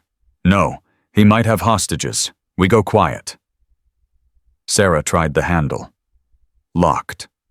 She pulled her picks. Had the lock open in 4 seconds. Her father had taught her that too. She pushed the door open. Weapon up. Ready for anything. General Hossein Rashidi stood behind a massive desk. 60 years old. Gray beard. Cold eyes. The man who had planned the ambush that killed James Chen. He was holding a pistol to the head of a young woman. A hostage. Terrified. Ah, Rashidi said in perfect English. The Americans. I was expecting you. Let her go. I don't think so. Rashidi smiled. You must be the famous Sarah Chen. I've read about you. The first female SEAL. The hero of Yemen. The daughter of the man I killed. Sarah's finger tightened on the trigger. Every instinct screaming to fire, to end this. But the hostage, the innocent woman caught in the middle. You know who I am, Sarah said. You know why I'm here. Of course. Vengeance, justice, whatever you want to call it. Rashidi shrugged. Your father was a worthy opponent. He killed 27 of my men before I brought him down. I respected him. You murdered him. I defended my country, just as you defend yours. Rashidi's grip tightened on the hostage. Now here's what's going to happen. You're going to lower your weapons. You're going to escort me to your extraction point, and you're going to fly me to international waters where I will be released. That's not going to happen. Then this young woman dies, and then you die, and then your partner dies. Rashidi's eyes were ice. Or you can accept my terms. Everyone lives, including you. Sullivan's voice was low. Sarah, we can't let him walk. I know. But we can't let the hostage die either. I know. Sarah studied Rashidi, the angle of his arm, the position of his weapon, the distance between them. Her father's notebook, page 1 to 12, hostage situations. When the hostage-taker believes they're in control, they become predictable. Their focus narrows, their options limit, and in that moment of false confidence, opportunity appears. Sarah lowered her weapon, slowly, deliberately. What are you doing? Sullivan hissed. Trusting my training. She set the rifle on the floor, raised her hands. Okay, General, you win. We'll take you to extraction. Rashidi's smile widened, victory in his eyes. Wise decision. Now tell your partner to... Sarah moved. Not toward Rashidi. Toward the hostage. Her body between the woman and the gun. Rashidi fired. The round hit Sarah's vest. Center mass. The impact drove the air from her lungs. She went down hard, but she'd done what she needed. Created separation. The hostage stumbling away. The line of fire broken. Sullivan didn't hesitate. His shot took Rashidi in the shoulder. The pistol clattered to the floor. Sarah was up before Rashidi could recover. Her fist connected with his jaw. He staggered. She hit him again. And again, 13 years of grief, 13 years of loss, every punch carrying the weight of a daughter's rage. Rashidi went down. Sarah on top of him, her hands around his throat. "You killed my father!" Rashidi's eyes bulged, his face turning purple. "You took him from me. You took everything." She squeezed harder, felt his pulse hammering against her palms, felt his life slipping away. "Sarah." Sullivan's voice. Distant, like a dream. "Sarah, stop." She didn't want to stop, wanted to finish this. She wanted Rashidi to die, knowing exactly who had killed him. "Sarah, your father wouldn't want this." The words cut through the rage. Her father's face, his voice, his final message. "Tell my daughter to be brave. Tell her that warriors don't quit." Warriors don't quit. But warriors also don't become murderers. Sarah released Rashidi's throat, stood, her whole body shaking. Rashidi gasped for air, coughing, barely conscious. Sullivan approached, put his hand on Sarah's shoulder. "You okay?" "No." She looked down at the man who had destroyed her family. "But I will be. What do you want to do with him?" Sarah thought about her father, about his sacrifice, about the legacy he'd left. "We take him back. He faces trial. He faces justice. Real justice. Not revenge. That's harder." "That's the point." Sarah met Sullivan's eyes. "My father didn't die so I could become a killer. He died so I could become something better. Something worthy of his sacrifice." Sullivan nodded slowly. "Your father was right about you." "About what?" "That you'd be better than him. That you'd finish what he started." Sullivan secured Rashidi with zip ties. "He'd be so damn proud, Sarah." "I know." The extraction was chaos. Hostile forces converging. Gunfire from multiple directions. Helicopters coming in hot. But they made it. All 31 operators. Plus the hostage. Plus General Hossein Rashidi alive to face justice. Sarah sat in the helicopter as it lifted off. Tehran falling away below. The compound disappearing into the darkness. She opened her father's notebook. Turned to the last page. His final entry before the mission that killed him. "Sarah, if you're reading this, it means I didn't make it. I'm sorry. I'm so sorry I won't be there to see you grow up.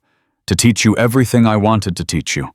To watch you become the warrior I know you'll be. But remember, this being a warrior isn't about fighting. It's about protecting. It's about saving. It's about making the world a little bit safer for the people who can't protect themselves. I love you, baby girl. Make me proud." Tears streamed down Sarah's face. She didn't wipe them away this time. "I did it, Dad," she whispered. "I finished it." Sullivan sat beside her, said nothing, just reached over and took her hand. They flew through the darkness, toward home, toward healing, toward whatever came next. 6 months later, Sarah stood before a new class of recruits at the Naval Special Warfare Training Center. 30 faces looked up at her, half of them women. "My name is Commander Sarah Chen. Some of you know my story. Some of you don't. It doesn't matter. What matters is why you're here. What matters is who you're going to become." She walked the line, looking at each recruit in turn. You're going to be pushed harder than you've ever been pushed. You're going to fail. You're going to want to quit. You're going to question everything you thought you knew about yourself. She stopped at the end of the line. But when you come out the other side, you'll be warriors. Not because you're strong, not because you're fast, not because you're tough, but because you didn't quit. Because you kept going when everything told you to stop. Because you found something inside yourself that nobody else can see. Sullivan stood at the back of the room, watching, proud. Sarah touched her father's notebook in her pocket. His words, his wisdom, his legacy. My father was a SEAL. He died saving his teammates in Tehran. For 13 years, I wondered if I could ever live up to his example, could ever be the warrior he wanted me to be. She paused. Let the silence settle. 6 months ago, I led a mission to the same place he died. I captured the man who killed him, and I brought my entire team home alive. Murmurs from the recruits. They'd heard the stories. Now they were hearing the truth. I'm not telling you this to brag. I'm telling you this so you understand something. It doesn't matter how small you are. It doesn't matter if people doubt you. It doesn't matter if the world tells you that you can't. She met their eyes. Every single one. What matters is what you tell yourself. What matters is the choice you make when everything is falling apart. What matters is whether you quit or whether you keep fighting. Sarah thought about Marcus Webb slapping her in that bar, about Sullivan calling her a cheerleader, about every person who had ever told her she wasn't good enough. She thought about her father, about his sacrifice, about his belief in her. Warriors aren't born, they're forged, through pain, through failure, through the choice to stand back up when everything says, stay down. She straightened to attention. I am Commander Sarah Chen. I am a Navy SEAL. I am my father's daughter, and I am living proof that the size of the fight in you matters more than the size of your body. The recruits stared at her, silent, transformed. Training begins tomorrow at 400. Don't be late. She walked out of the room. Sullivan fell into step beside her. Hell of a speech. Learned from my father. They walked in comfortable silence toward the memorial wall. The same wall where Sarah had touched her father's name so many times. But there was something new now. A plaque beside his star. Commander Sarah Chen, for extraordinary heroism in Tehran, for capturing a high-value target responsible for American deaths, for bringing justice to the fallen. Sarah stared at the plaque, her name beside her father's. When did they put that up? Last week. Admiral Morrison himself. Sullivan smiled. Said you'd earned your place on the wall. Said your father would be proud. He would be. Sullivan nodded. What now? Sarah looked at the wall, at her father's star, at her own plaque, at the legacy she'd built, and the future still ahead. Now we train the next generation. We show them what's possible. We prove that anyone can be a warrior if they want it badly enough. She touched her father's star one last time. And we make sure that no one ever forgets what warriors are willing to sacrifice. Sullivan stood beside her. The man who had been her enemy. The man who had become her partner. The man who understood, finally, what true strength looked like. Your father was right about you, Sarah. About what? Everything. Sarah smiled, the first real smile since Yemen, since the bar, since she'd started fighting battles that seemed impossible to win. "Come on," she said. "We've got work to do." They walked away from the memorial wall, toward the training center, toward the recruits who would carry the legacy forward.